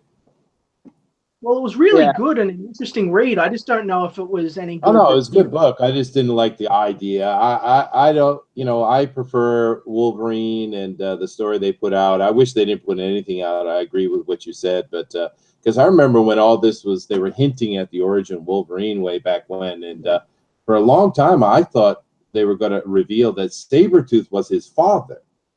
That's what I thought too. But they didn't. But yeah, no, it was a good book. I just don't really need all that extra stuff. We'll let Wolverine be some mysterious thing, in my opinion. Yeah, and I agree. I just found that. Have seen Wolverine where you got to hear or see little pieces. Here's one little piece of one little hint of his backstory, and then boom, stop it. And then all of a sudden he reflects back on something, or maybe there's a nightmare or a dream sequence, and you see like 2 or 3 panels of something, and then boom, it's gone again. So you just keep dragging it out and get piece after piece, and you never really can fit together a full story, but some things that he's done in the past. And you know what's funny about, speaking of Wolverines, it kind of reminds me. Have you guys ever read Power by Brian Bendis? When they're introducing Christian Walker's past, I feel like that was like what he imagined Wolverine's origin was, because he kind of read that he evolved from a Wolverine. Oh no. Homo sapien ape fighting an eternal enemy who always evolved a little bit faster than him throughout the ages, and because he doesn't have the memory capacity to remember all that, he always forgets his past because he can't hold it. He only remembers the lifespan of a single lifetime. So that's an awesome idea. That is really good. That is what they should have done. Like with his brain, they should have just said, he's a mutant, but his brain didn't evolve to have more than a lifetime of memory, so he just forgets it because his brain just overwrites it. I think that's clever and simple. Yeah, I know they're so mean to Wolverine. They're always, you know, you talk about him coming from an ape, or he was a mutated Wolverine, or they blast his body to pieces every other episode. Poor Wolverine, he just gets treated so badly, man. I think it's funny, like Wolverine can survive being blown to pieces, so he's the guy that gets blown to pieces every episode. That's You know, true. like, he's Worf from the next generation, where Worf is like, I'm the strongest, and they beat up. So branching out from the comics a little bit, what do you guys? How do you guys feel about Wolverine's portrayal in the movies? meh. Like, Well, really Logan good. was amazing. I think the Logan one was the best, closest Wolverine we ever had on screen. I'd agree. If you could Because shorter, you know, Hugh Jackman was great. Yeah, Hugh Jackman was great. He was just a great actor, and you know, knowing him from seeing him on stage doing the Oklahoma there in Australia, it blew me away when I went, wait a second, they picked who? This guy? I just watched him sing and dance on stage here in Australia, and so that's how you know he's a good actor. Exactly. well, they were still having doubt, and he was like, he was cast just less than a week, I think days before principal photography was going to start. So he was just jumping without no prep work. Was too tall. If he could have been shorter, if Hugh Jackman just could have somehow been digitally shorter somehow, you know, and give him that more. But have you noticed that? But have you noticed in the comics they've been making Wolverine taller because of that? Have they? Maybe they have. Yeah. Yeah, they could have shot the film to make him smaller. But here's the thing: Hugh Jackman, he's a good-looking guy. They want to get the ladies into the movies. So, women, and this is a statistical truth. Sorry, I'm a short guy too. Women like tall men. Okay, so you keep talking about those soapboxes. I kind of figured. Yeah, short, hairy Wolverine. Not going to appeal much to a female audience. At least give him a bit of eye candy. So they just made him tall. And in the comics, you notice that they've been making him taller and taller too. Yeah. It's just. Are you saying they're over sexualizing men in movies these days? No, it's a real problem. See, it isn't so. They are over sexualizing Wolverine. But here's the thing. Here's the funny part. Here's the funny part. When you tell that Wolverine doesn't win over Jean Grey and that Cyclops does, they're like saying, how can Hugh Jackman lose to that dude that plays Cyclops? Oh, Denali, you brought up Cyclops. Let me tell you about Cyclops. I really enjoyed Cyclops in, say, like the old X-Men cartoons and the X-Men comics, right? Cyclops was a good character. He's got some stuff there behind him to work with, and they just made this two-dimensional person for the movie. It's a travesty. It's kind of. I feel like it's kind of what they did with Superman. I'm not going to go on to Superman, but I feel like it was the same thing. People know that Cyclops is this stuck-up, you know, principle-loving, you know, prefect guy, right? And nobody so they knew just him. Stereotype, and they just played him badly. That's because I didn't feel like it was the real character represented that I knew. He was just like this one facet that they just ran with and ruined. Well, so what did you guys think of X-Men Apocalypse with the new people playing Jean Grey, Cyclops? Yeah. Truthfully, I was underwhelmed. I didn't think it was terrible, but at the same time, I just felt like, wow, like just I didn't. You think they're going to release those new Yeah, I don't think films? they will. I don't think they will. No. I think Disney does what Disney does every single time they buy a property. They stop and shut down everything. There was a great role-playing game that was just starting to come out from Margaret Weiss. Do you know who she is? She does a lot of role-playing books. Yeah. And she had this great gaming system for a superhero gaming system, to talk about tabletop RPG here. And it was going really great, some amazing art, beautiful layout, good idea. and then Disney bought it and they shut the whole thing down. It was kind of cool because I'm not going to say she did this, but the entire files for all the books that they were going to come out with after just mysteriously appeared on the internet. So was we that all got them. Marvel Heroes? What? Say it again. Was that Marvel Heroes? Maybe that's what it was called. I don't recall the name. I got the books in the other room, but it was just. I know it was a war, and there was a supplement coming out for it that Civil was War. gorgeous. Yeah, exactly. Yeah, she had a Thor one. I have all the PDFs of everything, even the stuff that didn't get released. But I mean, that's what Disney does. Yeah, Disney does that. So of course we're not going to see these movies. And honestly, I don't know how good they would have been anyway. I watched some of the behind the scenes with Midnight's Edge, which is a great YouTube channel, and they got a whole bunch of information on that. They were talking about it. It looked like it was going to be horrible anyway. But as far as this movie things, I think I have accepted it, and I think we all have to. The movies are not going to be like the comics. They have to be different, and it's okay.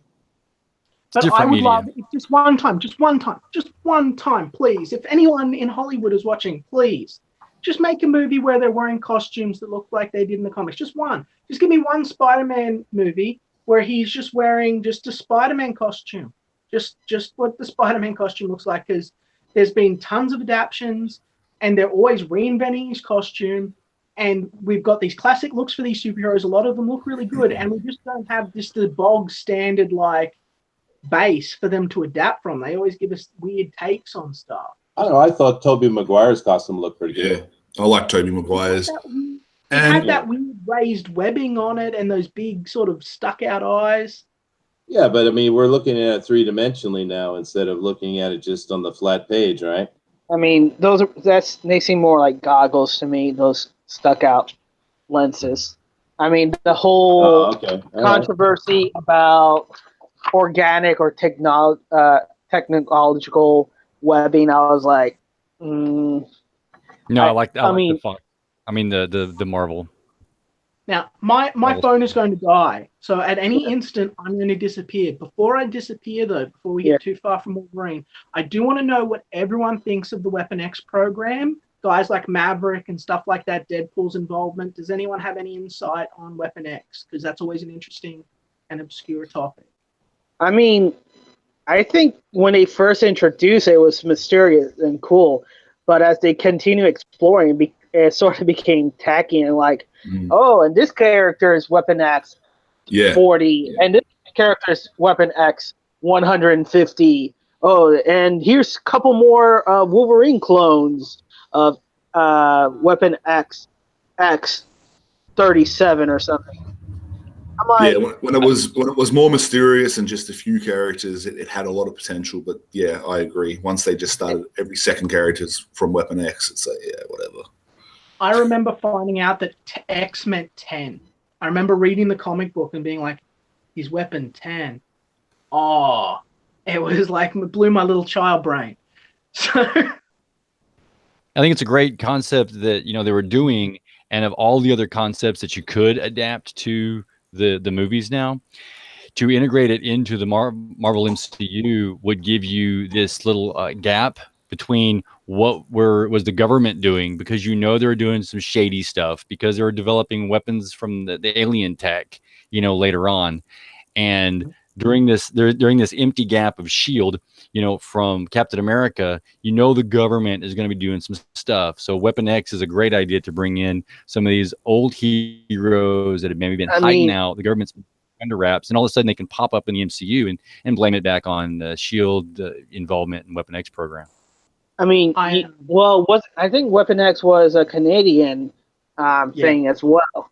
But they had damage control, so they could still easily do that.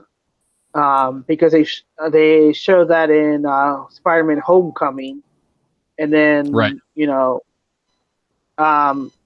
knows, with the Infinity Gauntlet they can say, here's different dimensions, so you can bring other dimension beings here stuck in this world that doesn't know mutant but knows the miracle of ages. I'm a big I'm a big old school Deadpool fan. Before they made him Bugs Bunny of the DC of the Marvel universe, you know, like I really liked original Deadpool. You mean you like Deathstroke? Are we going to just skim right over Denali's midichlorian comment?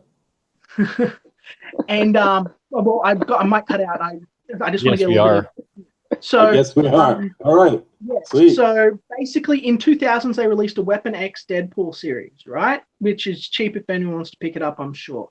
In it, they give Deadpool an adamantium skeleton. Again, this is before his cartoon Deadpool, so it's still a serious storyline. As far as I know, from that point, I have no idea why the series that continued on from that doesn't have him with the adamantium skeleton, because it wasn't a spin-off series, it wasn't an Elseworld series. It's referenced, he wears the costume from it later on. So as far as I know, Deadpool should have an adamantium skeleton, but does not. Does anyone know why? Or is that just a massive continuity just both They forgot. I know why. Liam, I know why. You know why? Because it's stupid. Yep. They forgot it when they redesigned him and blew him up. And his pieces went all over the place, you know. Oh no! I would have I been okay with seeing him get exploded and just the skeleton sat there. He got married and then they killed him off. Oh, yeah. Maybe that's where Gwenpool came from. Maybe she just was his like pinky finger that grew into something weird. That's what I want to imagine. You know, there's Rob Liefeld. Yeah, he's like here's the real question. Here's the real question though. What part did Wanpool come from? Ooh. The ass. Oh, okay. All right. You know. Gosh. That was $2.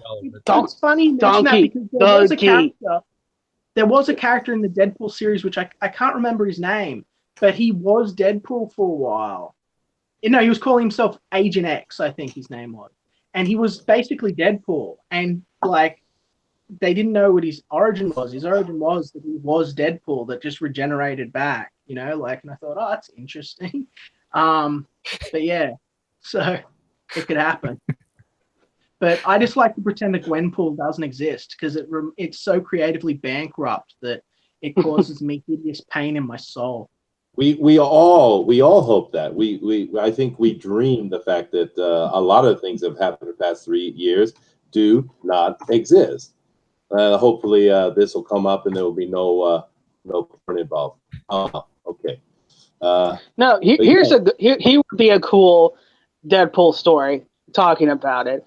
Say every time he blows up or missing body parts, you know, do those body parts regenerate because they're all cancerous, so they has to be growing. He has a super thing. So what if there's a story where there's 500 or 600 Deadpools all around the world each time his body parts gets blown up or cut off or whatever? So you're having multiple Deadpools going out, and they're like, you're like, what do you do with all those type of Deadpools? But if you do that today, you just have a bunch of like bad parody things with katanas running around saying things like Nerf blades, you know, like it's ridiculous. Like awful. They've just turned Deadpool into a complete joke of what he used to be like he used to be sort of punk rock, and now he's just a failure. Yes, we know. Oh no. I was gonna say they could have Cowboy Deadpool. Each Deadpool, it's like everybody pick a role, pick a genre, and you'll be that Deadpool. I'm Cowboy Deadpool. That is funny though. That is actually funny. See, that's the difference. Like, Liam. Yeah. Hi, Liam. No, it's not. It's stupid. That's funny. That is funny. I would buy the book where they're all intentionally trying to like, and a couple of them have to fight over which genre they want to like, over which version. It's like I mean, because I want to be a movie star. It's like, no, yeah. I'm Ryan Reynolds. No, you can't be Ryan Reynolds because we can't trademark his image. Sorry. Yeah. Hey, let me ask you guys a question real quick. Out of the past few years, we've gotten a lot of, let me use the word my grandmother would say, tripe. and so I don't have to put any money in the swear jar. And I want to ask, what is the absolute worst atrocity that has been come out of Marvel Comics? Oh, easy. Oh, I forgot the storyline name, but the storyline where it was revealed that Norman Osborn was secretly sleeping with Gwen Stacy, or more aptly, that Gwen Stacy was sleeping with Norman Osborn and had 2 babies to him. So had 2 super babies that came back to fight Peter and destroy him because they thought that he was their father, but it turns out it was Norman. So the whole time. So who created that disturbing concept? Stravinsky, I believe, but he was forced to do so under Quesada and has spoken at length about how he didn't want to do it. Wow, I didn't even know that happened. I don't want to talk about that again. Next. Yeah. So, changing the subject. These guys here. Yeah, Liam, can you see who these guys are? What do you any reaction to the New Warriors? I enjoyed the New Warriors, but I didn't read enough of their series. I think I only read I think it was 10 issues or so. Yeah, I mean they really had some thing going on. This Night Thrasher puts them together, and he does Turbo interest. I know that sounds weird because it's like a transgender gender swapping, but Turbo was an interesting character to me as a kid. Turbo, he came along a little bit later, maybe. Yeah. Let me show you something else they did. This is back up in issue 25. Let's see how this comes through. Let's see. Can you see this? Can you see this lovely lady here in the corner? Right? Yes. Let me get there. So, what lady? I see a 12-year-old boy. So this corner over here. Yeah, that's a lady. Not only is she she's got short hair. She's a lady, but she has something in her hands that's interesting. That we talk about diversity in comics, or not that particular YouTuber, but we talk about diversity in comics. She's got walking aids on her arms. Mm-hmm. Okay, so here's a young lady that doesn't use her legs well, and we don't see too many disabled people. There was another one of those Box. You remember Box in the wheelchair? Mm-hmm. Oh, I love Box. Box is one of my favorite. What a cool character. Does anyone remember Enix talking about disabled superheroes? Enix. No. Just Liam. Look up Enix when you've got the time. Forgotten superhero. No, he was old war veteran, lost his arms or legs or some stuff, got the ability to make holographic hard legs from the Marvel Universe. Very obscure character, had his own series. Yeah, I used to play a lot of the old Marvel superhero role-playing game, tabletop game. And of course, I have the books just full of all of the characters you could play. We make our own characters too, as well. But when you're making a character to play a game, the having a handicapped person whose powers allow them to do something is actually a lot of fun. It's interesting. Yeah, no, it is. It doesn't define the character.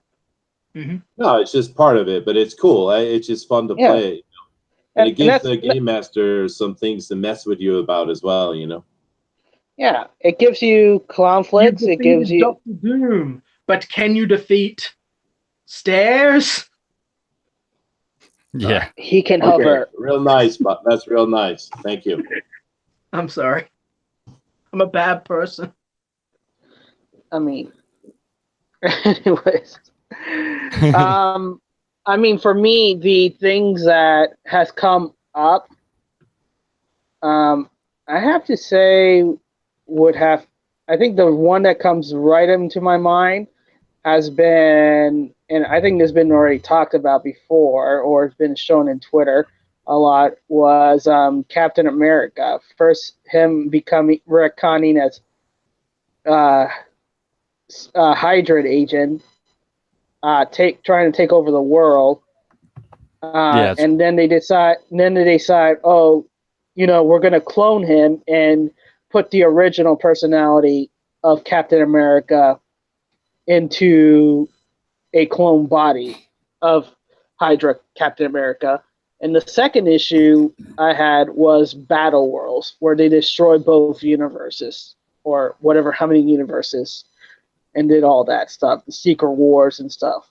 And I'm like saying, this is what happens when you have nowhere to go, you don't know what you're doing, and you're just throwing things that sticks to the wall. Battleworld was meant to be their crisis. It was meant to be their excuse to fix the Marvel Universe. And you'll notice it shortly after they're like, look, we're going to start doing retro covers again because everyone loves retro covers. They did it for a month. That's the thing. They never follow through with anything. They screw up their whole continuity. They screw up all their heroes. They make everything shallow, superficial, lame. When we were growing up, superheroes were incredible men and women with powers. Liam's not paying attention, man. He's not. I'm trying really not to be mentally He's scarred. really not.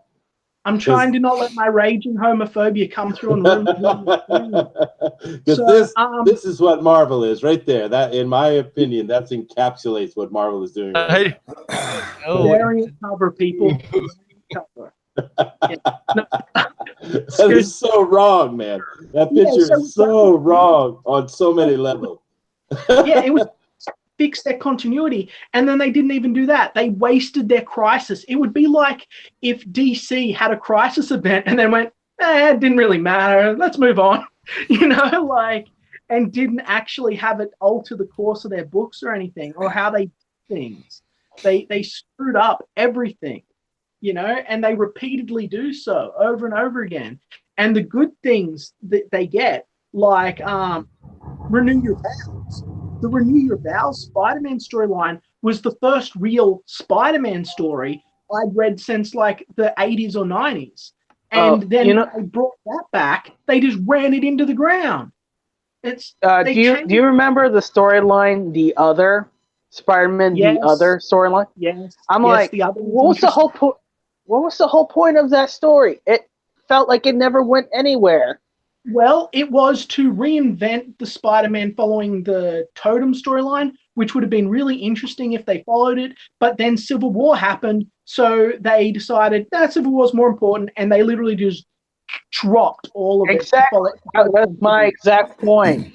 It's like, and that's the cost of huge crossover events that are not well thought out, because we didn't even get a decent resolution for that. No, it's just wandering out. I can get behind this, Chester. Yes, I was waiting for someone to have a comment on that. They talked about the whole, Thor's now a woman. Well, it's not Thor's now a woman. It was a different woman taking upon herself the power of Thor because he lost it. So they did that well. And then they went ahead and picked, a great dynamic costume, put the wind in her hair and the lightning and power. We like to see power. We like to see powerful women doing great things in our comics just as well. And yeah, I really thought this storyline was a move in the right direction, at least. I just don't understand why they just didn't make a story with Sif. Or a story with Valkyrie. Here's the thing. I'm a big Thor fan, right? Like, Thor was like my go-to after Spider-Man. I loved Thor. Things they did wrong. They made Thor unworthy. They never told us why. They put Jane Foster into the position. They had Jane Foster act like Jane Foster. They completely changed her personality. And then when Thor went, hey, I can go over here to this magic spring to cure your cancer for you, instead of going, oh, thanks, Thor, or I've secretly been Thor this whole time, I'll come with you. She was like, no, we can't do that. It was contrived and stupid. Yeah, I didn't like it. I mean, she should drink the curing water. You know what the funny thing is about Thor, if you look at the mythos and history of the Thor Thunder God, is that there's stories of Thor's cross-dressing, so they could have just have him cross-dress if they wanted to. I mean, Loki does the same thing. That is blasphemy. Blasphemy. Yeah. All right, with that picture on the screen, I think I have to go ahead and ask a question from the chat. This was asked by Primus Sanguinius a while ago, and I did ask it, but I had my microphone muted. So he asks, here is a spicy question for you guys. who do you think is the most overrated comic book character? I'm going to go ahead and bleep everyone off and say that I find Harley Quinn to be overrated as hell. Oh, yeah, I agree. Yeah. Actually, my answer actually ties back to a character we've discussed quite a bit. I actually find, I've forgotten his name now too, Deadpool. I actually find Deadpool to be quite overrated. And it probably ties into what you guys were saying with the later versions of him becoming more and more of a cartoon, a Bugs Bunny of the Marvel universe. But that's my answer. What about you guys? Go ahead, guys. Most overrated. That's a really good question. Yeah, we have to think about that because Paulus, I'm sorry for being so over opinionated, but guys couldn't argue with me if I wasn't. that's why you're here. We give us things to talk about and say when we couldn't say anything. We would be like, what do you want to talk about? I don't know. What do you want to talk about? Well, I want to add another dimension to that question as well. So who is the most overrated and who do you think is the most underrated? There's a lot of underrated. Yeah, there's a lot. There are a lot. I think that we should probably make a talk about underrated superheroes on its own, because that's a really interesting and positive topic. That Underrated, really is. yeah, overrated. I'm gonna say it's Deadpool, it's Gwenpool, it's Spider-Gwen, it's Squirrel Girl. She is very overrated. Her books reflect it. Yeah. Well, Squirrel for sure. The pools are overrated. I think. Let me see. Harley Quinn, not so much. It's only because she's right now in that popular phase because she's in the movies and stuff. So they're trying to capitalize on her. But I think a big one would have to be, and I hate to say it, maybe Batman, because Wow. yeah, if you read some of what's going on with current Batman, it's becoming way overrated. That it's not even worth following Batman. Well, he's being underwritten. I would agree he's being underwritten. Yes. There are a lot of really good Batman stories, but I do see his point. I think that it is very easy to fall into the myth of Batman and write about the myth of Batman instead of the man of Batman. And I think that's a fair criticism. I kind of don't, as I pondered this problem of this question, I can't believe I'm going to say this because I spent so many times looking at these guys in various media, but I kind of think of all of them, and they go back to the origins and a great creator, but that'd be Fantastic Four. Underrated or overrated? I think Fantastic Four might be overrated. Oh, wow. I know it. Those are fighting words, man. I'm ducking right here. Dude. I love Fantastic Four. No, you're right. It depends how they're handled, really, but I do think that stuff like people who get really caught up in Franklin Richards and Galactus and just focus on their power, like a certain YouTuber, Rob, people who are all about the powers of the Fantastic Four rather than the stories and the dynamic, I think that's very overrated. It's done to death. Well, as you see, I have a character on the up on the screen I think is absolutely overrated.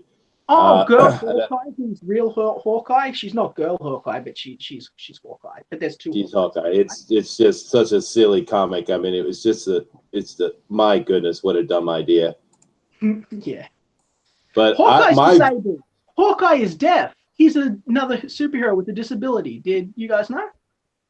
No, Hawkeye's deaf. I didn't know that. Yeah, he's deaf. He's deaf. Yeah, he wears hearing aids to make him be able to hear. That's interesting. Well, awesome. Here's my vote. Hold on a second, guys. Hold on a second. Here's my vote for most overrated. All right, here you go. You ready? I'm going to show it to you. You ready? All right, here we go. There you go. Oh, come now. Aunt May Spider-Man is certainly the most overrated superhero character I've ever seen. Pretty sure. I would say that it would be hard to underrate that. But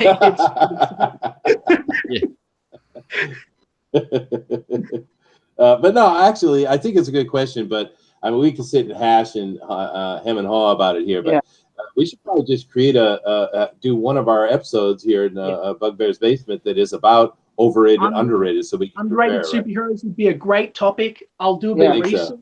We all should do a little bit of research. Come in with people that you think are awesome that folks might not know. Because, I mean, that's part of being a nerd, right? That's cool. Yeah. It is. Now, hold on a second, guys. I mean, Doom Patrol, you know, that are hardcore. Let me come in here with something a little bit different, if you guys don't mind. We've been talking about comics the whole stream, which is awesome. And but we do want to keep in mind that here on Bugbear's Basement, we want to talk about all things nerdy. Today, of course, we want to talk about the comics because that's what our community is all about. But I want to introduce something to you that is comic book related, and I will get some opinions from you. So let me go ahead and throw this up real quick and see what you guys, if you know about it, what you think about it. You ever seen this before? Legendaries. Is that Wait, that wasn't a card game. No, I don't know. This is a board game, and that's where I'm kind of breaking into is board games. I'm a big board game collector, and I think this is one of the best superhero board games I've ever seen. It's freaking legendary. You should set up your collection one time and actually show us how many board games you have, because goodness, that's weird stuff. That I have a lot, dude.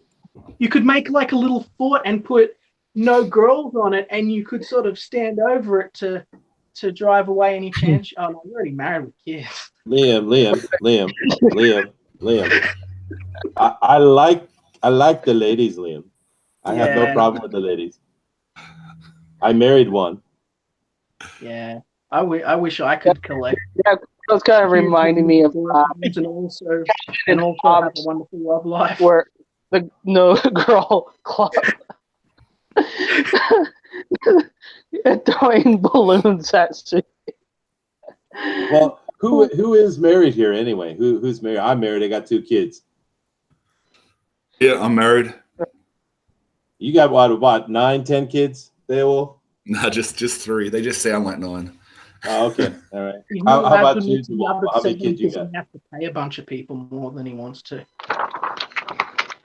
Nah, I'm single. I'm a bachelor. Oh, what about you, DeWolf? Depending upon the situation, I've got 3 kids or 5. Oh, so you're like Richard over at DNC, huh? You like to share the love. You're a love sharer. No. It's there's 3 that are mine that are in the house, and then there's another one who has gone on before us, and that's our first. And then there was another young lady that we had to take on guardianship of. So that's cool. That'd be the 5th. Yeah, that's taking responsibility of other people. Yes, like I said. Oh, nice. That's a very good thing. My brother did that. He took on 2 kids as well. Yeah. That's cool. Good for you, man. Absolutely.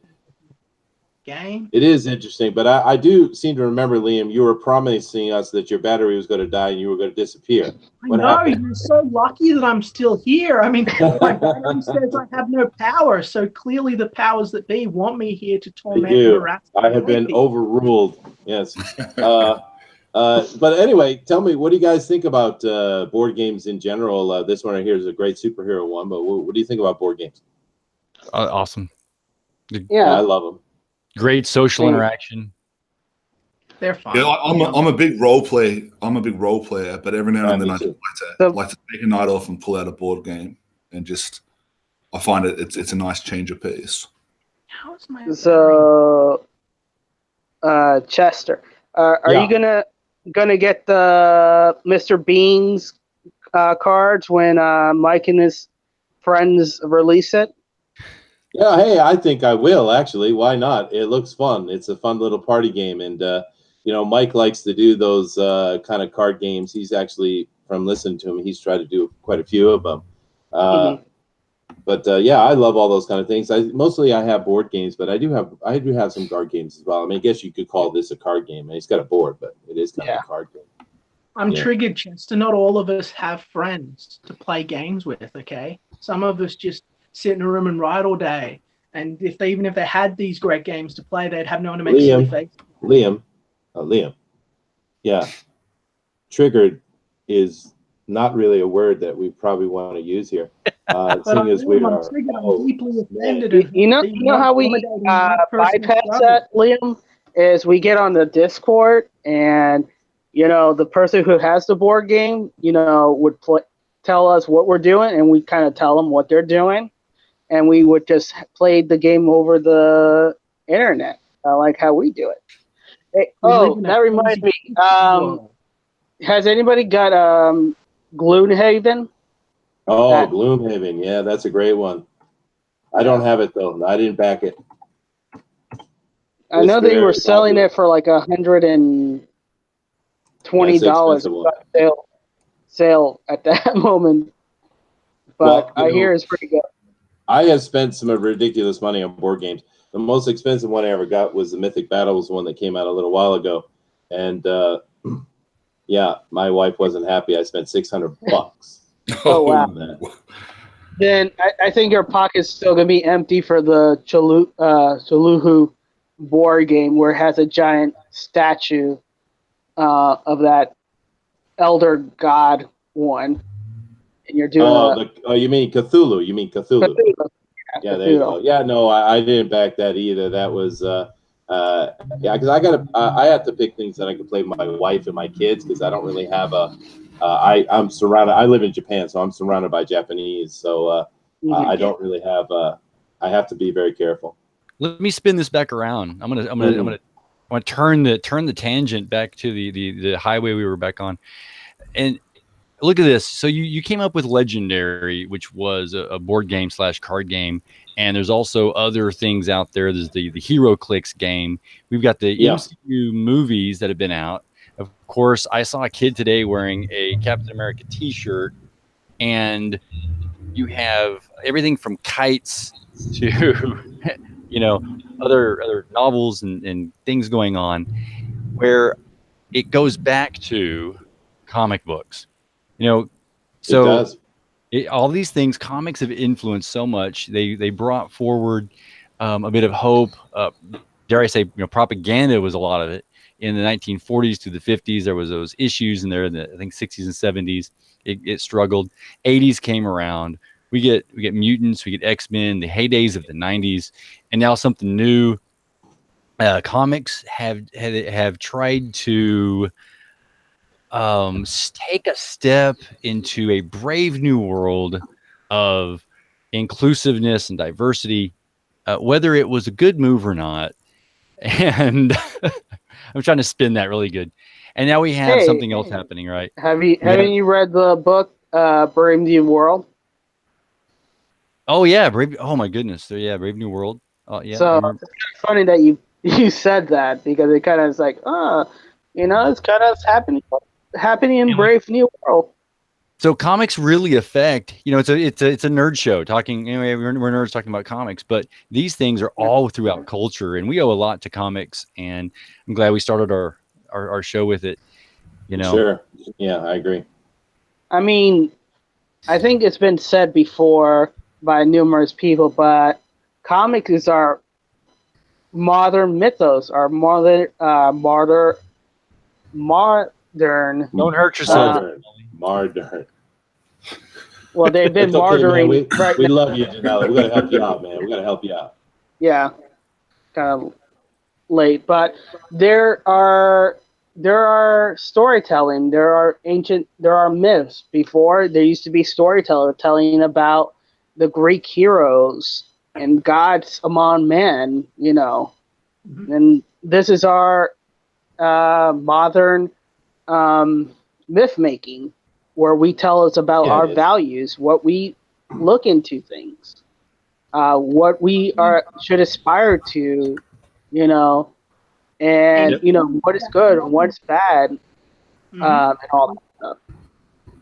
So And is it not a crime that they have become so shallow and superficial and about explosions and bright costumes, which before were used to emphasize and illustrate the points, but have now become the sole defining characteristic, the most superficial element of the whole genre, and it is now fundamentally the core of it?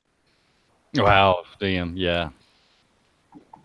I feel like they're focusing on the costume. Like where I was going back again is they want to make it marketable for movies, because a big stick of the movies were the audience won't believe about people in spandex kind of deal.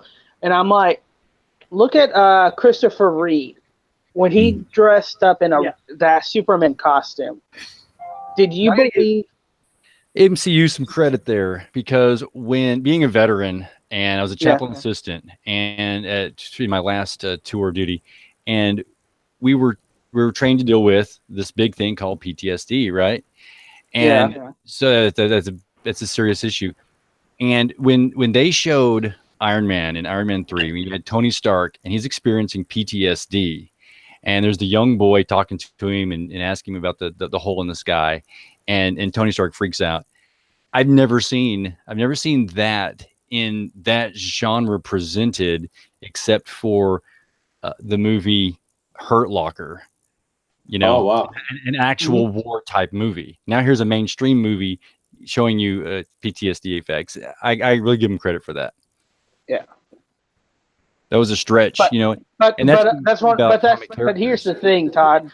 You're talking about the movie when the issue's been that story should be in the comic. They should be addressing that in the comics, because that's a good. Right.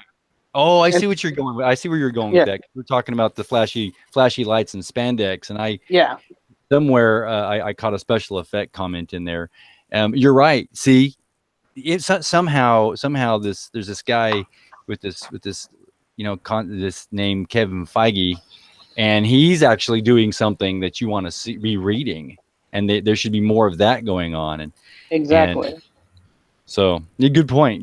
Yeah, the comics aren't giving us that for the moment, but maybe come November or December, we'll see some more of that. Speaking of which, this might be more of a topic for Friday stream, but what do you think about Joe Quesada on Twitter and replying back and commenting about comics? I think it's a huge discussion for Friday's stream. Yeah. No, definitely we're going to talk about the whole situation with that. And so, those of you, I think everybody here, we're all going to be on the fan speak. So definitely do some research into that, guys, so we can have a conversation about it. But just to go back to what Liam had said and talking about Denali had said and talking about how the ancient gods are represented these days in the comic books, and I think that's very, very true. And you guys are giving various reasons why that's important. But as far as I'm concerned, what's on the screen is what's important. What is that, Chester? What is that on the screen? Can you explain to us more why this is important? Sure. It's coffee. He's talking about the coffee.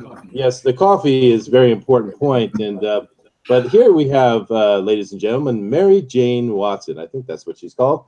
And she is the love interest and wife, if you want to go back far enough, of Spider-Man, Peter Parker. And Mary Jane represents everything that Spider-Man fights for. He says he fights for because responsibility, great power comes with great responsibility. But no. Great power, responsibility. Yes, thank you very much. But no, he fights for that. And I tell you what, any man alive would fight for that.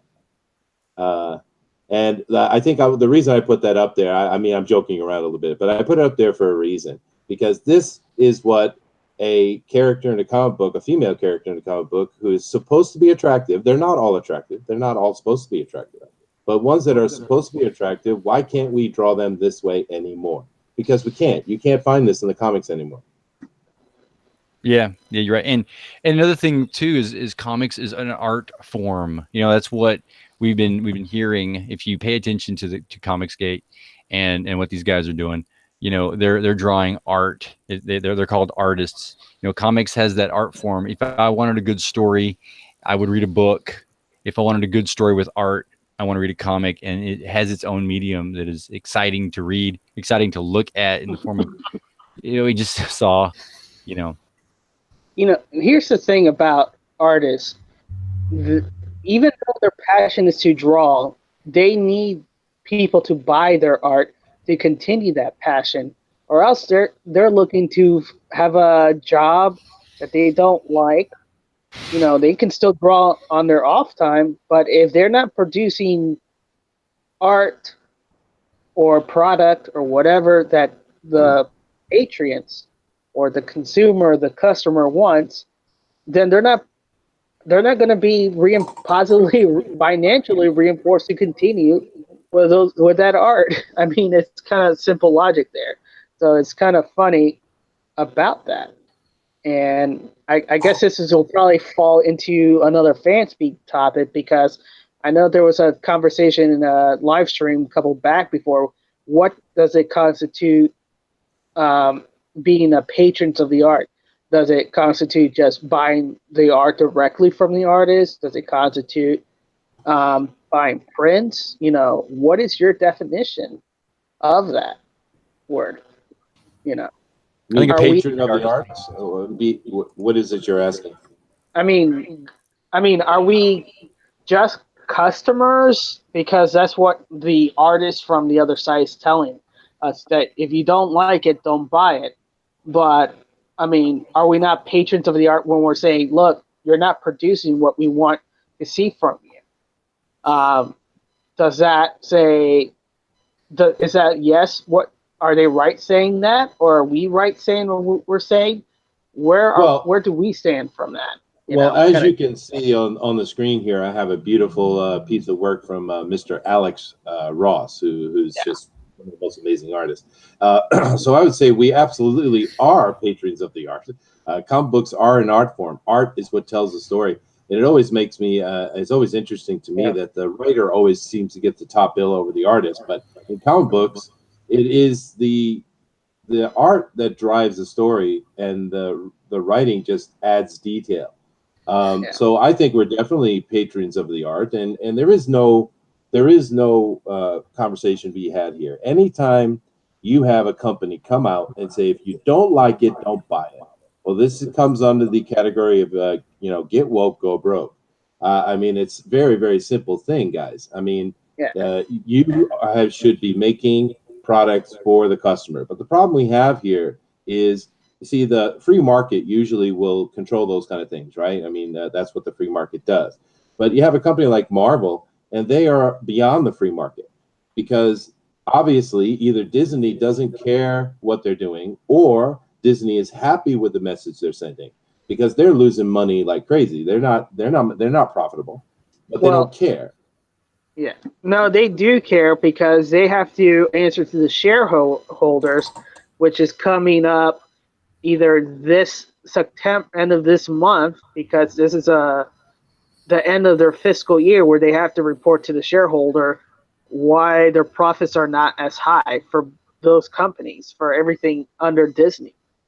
And now, I want to answer your question, your original question on who is a patron of the arts. If you just go to the dictionary, I was able to do so, and it says that a person who gives financial or other support to a person, organization, or a cause, right? So if you give a large sum of money and you want to support someone because you like their cause, you're a patron. But there's also another definition which says a customer, especially a regular one. So that would mean that any of a person that buys a comic regularly, if you go in there and you have a monthly pull list, you're a patron of the arts right there. So it goes both ways. Good question. Yeah, clip that, and put it on Twitter. Because I think there's a lot of questions about that, and I think people need to be reminded a little bit, what exactly that word means as well. So thank you for following that up and getting to the point why I was asking that question to begin with. If you have a pull list and you are dedicated to a character, to Marvel DC character, you're a patron to that artist. If you are a backer on Comicsgate and you've gone ahead and backed several different tiers or whatever, you're a patron of that artist, and you should be treated as such, given recognition and given a good product at least. Yeah. The thing also though is that if Marvel, of course, is a DC and all these comic book companies, they're private companies. They can do whatever they want. Of course, it's their choice. And if they came out and they were doing the things they're doing now, which is pretty much just putting out comics that are about life and reality TV shows, what they're doing, they're not doing superhero comics anymore. And if they had caught a market for that and they were selling really well, we would have nothing to say. We would be unhappy, but hey, they're making money, they're doing their thing. The problem is that they're not making money. It has failed horribly. And they're just not, they don't care what their actual customers think. They want new customers. That's their thing, and it's really disappointing. I kind of thought, all right, well, these guys will go and they'll try this for a while and they'll find out that they're not going to make money at it and they'll come back to us. But they're not coming back, which tells me that Disney either agrees 100% with what they're doing, or Disney just doesn't care about the comic book division. All they care about is the IP and making the money on the movies. Now, I don't know what the answer is, but it's one of those two. I think it's the one with the movies, because you're raking in their last three movies, excluding Ant-Man and the Wasp, are making billions of dollars. Yeah, and that's great. Good for them, right? Yeah. So they're just having people write stories. So, but I think a part of that is those stories will become the future of those movies. So they will start caring, because once the movies start tanking, and it appears that it's going to happen with Captain Marvel, where the weekly Entertainment Weekly article says the future is female. That's always a bad sign, because it's the same slogan where it says the force is females, and you start pandering to those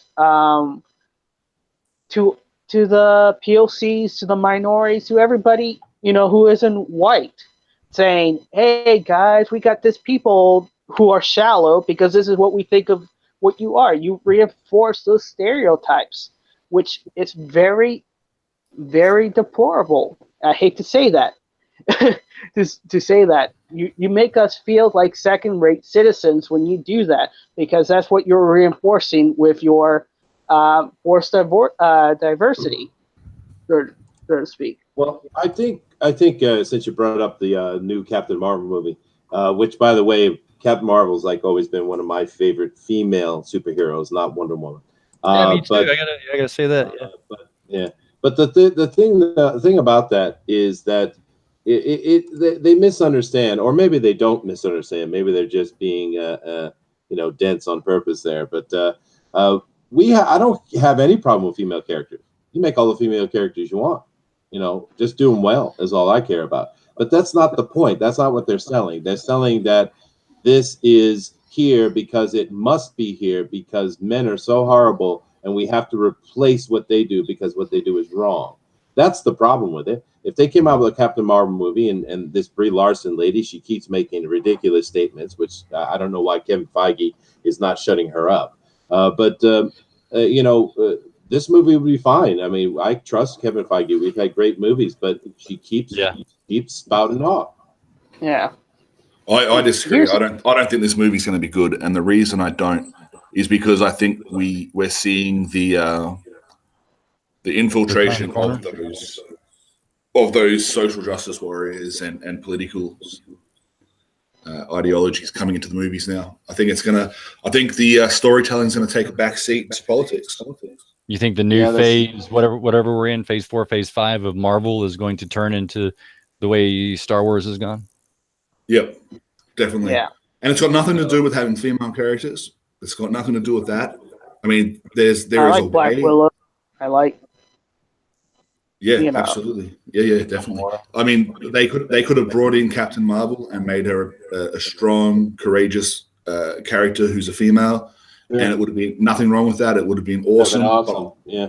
But I think that, and I hope to be wrong. I hope they surprise me, and that it's just this awesome character with an awesome story. But and here's the thing: they might even use the Civil War II Captain Marvel Carol Danvers, and not the original Carol Danvers from her Miss Marvel phase, where she was likable, she was a team player, and all that. No, I'm pretty sure they're going to go with the second Civil War, where she's a better. She's, I don't know how to say it without swearing, but she's pretty much an unlikable character. There you go, unlikable. I mean, I think we can see from the way I'm hearing an echo of myself. It's a bit putting me off, but I think we can see by the way the last movie ended that they're setting her up not to come in as part of the existing franchise, but to really be like the savior of the franchise. Like, it's all about how she's going to do what everyone else couldn't do. I think that's where they're going to go, and I'm not looking forward to it. You might be right. And by the way, this is Miss Marvel. There you go. And she was great too. The thing is, what they've done with Captain Marvel is ridiculous, and she was a cool character, man. Well, the one thing about the Captain Marvel you did have on before that was really great, and that was the Quasar star on her chest. Yeah. Thank you. Yeah, but that's Quasar then. You know, yeah, you're right. I like the lightning bolt Marvel. Yeah, the artist that offended Robbie Rodriguez. Can't believe you're making my children sexualized, talking about Spider-Gwen. Yeah, but I mean, sexualization is part of growing up. It's part about being human. What are they trying to make us? A bunch of robots? I mean, what are these people doing? Well, here's the thing too. You get the Miss Marvel that you have there. You know, she is someone, and you notice this from the old 1940s and 50s people. They are people that are fit. They're physically fit. They've worked out. They have to get their powers not necessarily from cosmic things, but from actually being a healthy person. And when you're healthy, you've got some muscles, you've got some tone. If you're a man, you got some bulk and all that stuff. You don't look like a big doughy ball of something. You know, of course, there's the blob. Once again, once you start talking powers thrown in, but originally you had to be a physically fit person, and that generally meant you were a physically attractive person. Which brings me to the since we're talking about physical fit, what do you guys think about that Faith character, that plus size super heroine that her power is telekinesis, and she's a plus size female that they're making a movie out of that? What do I think about Faith? Well, I'll answer that in a minute. Just wanted to respond to DeWolf's comment and we talk about fitness and stuff. I think we got something going on here. Absolutely. Yes, we do. And the thing about Tom is he is a gymnast. Yes, he is. And when you see him actually doing stuff, you see the making of where they talk about how they had to not use CGI in certain areas because he could jump and flip and do it better than they could CGI it. That is what I'm talking about. For years, I have been telling family and friends they need to go and find an Olympic gymnast who maybe minored in drama class, and they need to make that person into a superhero. You know, now you got somebody who can actually do it and they perform it. You know, they used Ray Parks. Ray Parks made Darth Maul something that became a phenomenon because of how he could portray him right there on screen. Yeah. Yeah, but of course the joke here is obvious. But anyway, Denelli does make a good point talking about Faith. Now, Faith actually, when she came out originally in Valiant Comics and the Harbinger Wars and stuff like that, I read those. I liked them, and it started out really good with the Valiant re-release, their reboot of their company. And she was part of the team, and I had no problem with. She was a cool character, but they've taken her to a place that they shouldn't have, because now it's all about healthy at every size, beautiful, and this and this and that. And that really wasn't what the character started as. They've changed it, but yeah, here's Faith Dinelli. Go ahead and talk about it. It's great to put a character like that forward that you can work with, because there are people that struggle with weight. If you do that, you're gonna have to go along and address the certain issues that happen with that. Yeah. If she continues, does she diet? Does she not diet? Does she overeat? If she does she get diabetes? They would never do that. They would never do that, dude. But the point I was making is, when they brought her out in the first, of course she's big, but that wasn't the point of the character. The point of the character was she was an ultra fangirl. That was their quirk. They didn't talk about her or dwell on her weight at all. Yeah. If you read the original comic, Yeah. Oh. So that's the thing that's kind of like jarring when they said, "Oh, we're bringing this character because of her body size." So not only are you ignoring the rest of her personality, now you're just saying she's only important because of her weight size, kind of deal. And I'm like, you shouldn't do that, because now you're giving the wrong message, about what this character is about. I mean, yeah, I liked her originally. They've ruined her now. But if you say anything negative about it, then you're going to say, "Oh, you're body shaming." I'm like, I'm not body shaming.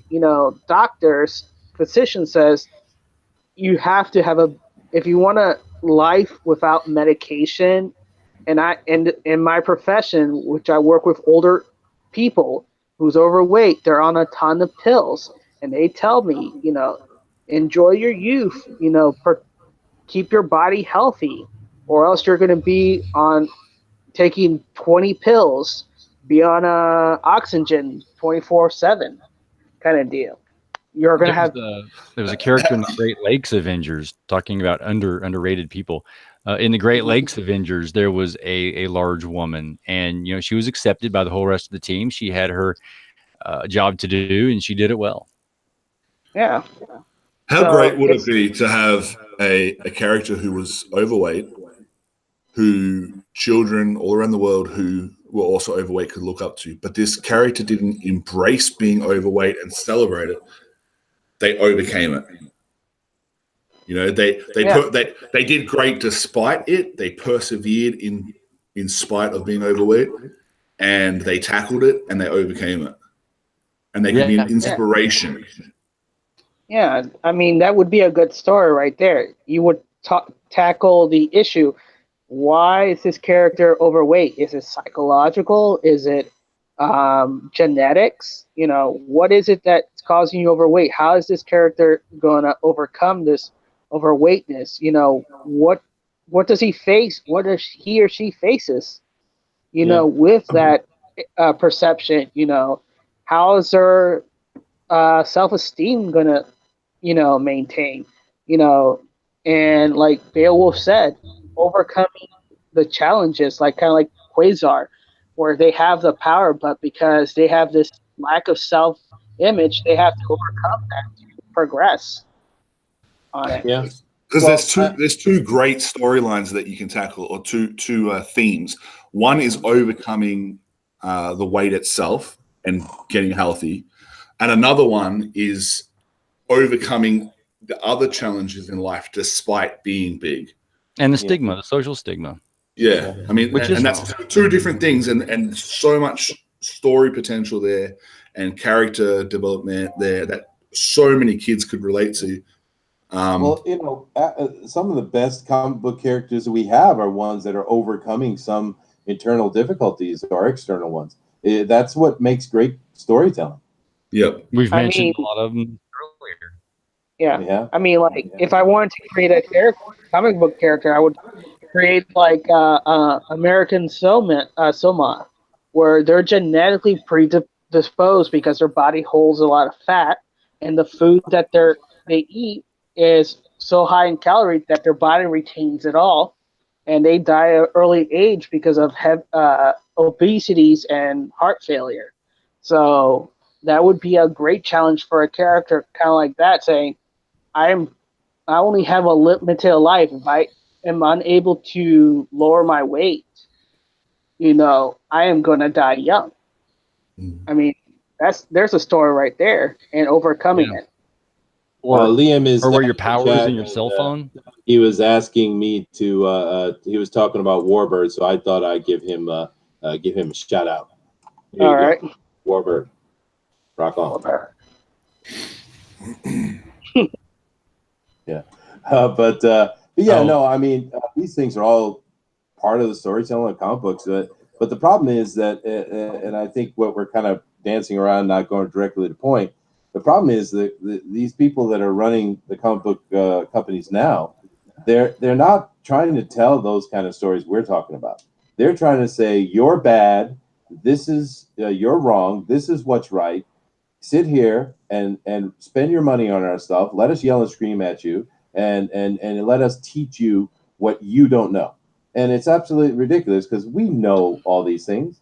We accept those things. We have no problem with female characters. We don't care about fat characters or gay characters or any of those kind of things. We care about good storytelling. If you bring any cut character, even the weirdest, oddest thing you could think of, and you create a great story and a great design, we're going to love it. Yeah, who's a difficult character now to bring in all this cultural stuff, which is what you're talking about. Then that's a whole new show. Is that the cultural dynamics in comics? But that would be the actual Nightcrawler who discusses Catholicism.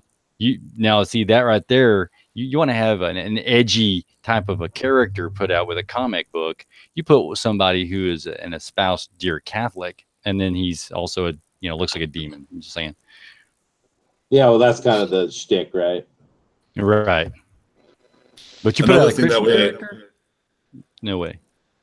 Another thing that we're missing so much in modern characters is it's like the writers today think that to be a hero or a superhero means to be so powerful you overcome everything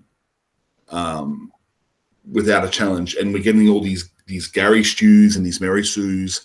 A perfect example is in the Star Wars movies, the Rey character. Whereas what really makes a hero is that they have to overcome challenges. It's their weaknesses that they have to overcome in order to be the hero. And we're missing that so much in modern storytelling. Yeah. No disagreement here on that part. Yeah. They fail. It's like, I don't know why they're missing that point. It's been working for close to thousands of years. Odysseus, what is his he's really smart, he's flexible, but he's prideful, and his pride always ends up, delaying him from returning and costing them all the lives of his men. So by the time he returns back home, he's the only one left. Because of his pride. I mean, he overcomes it and gains some wisdom, but without a cost, which is 20 years at sea, and the life of all his friends and loyal servants that came with him during the war against Troy. To just speak about that. Yeah, no, that's true. Yeah. Well, guys, we're coming up on 3 hours here, so we probably need to kind of wind this down, I think. So let's go ahead and try to end the stream. So let's talk about some of those things at the end. This show we put out because we just wanted to come and talk about fun, nerdy things with each other and with everyone who coming to watch and part of the community. It's very different than Fan Speak on Fridays. That's very specific about getting the fans involved in the comic community, come on the show and talk about comics in general. This is a very different thing.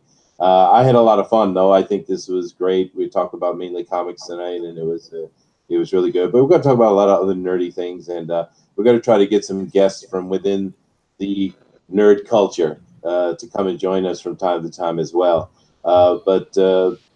Yeah, I really liked it. I hope everyone else enjoyed it. What do you guys think? You have any comments you want to make about this first Bugbear's Basement? I think we did good. I think it went really well. There was a lot of positive comments already in the chat, so I think we're going to grow from here. It's going to be good. Excellent. Yeah, don't forget to like, subscribe if you haven't. Leave your comments. We enjoy reading them. Yeah.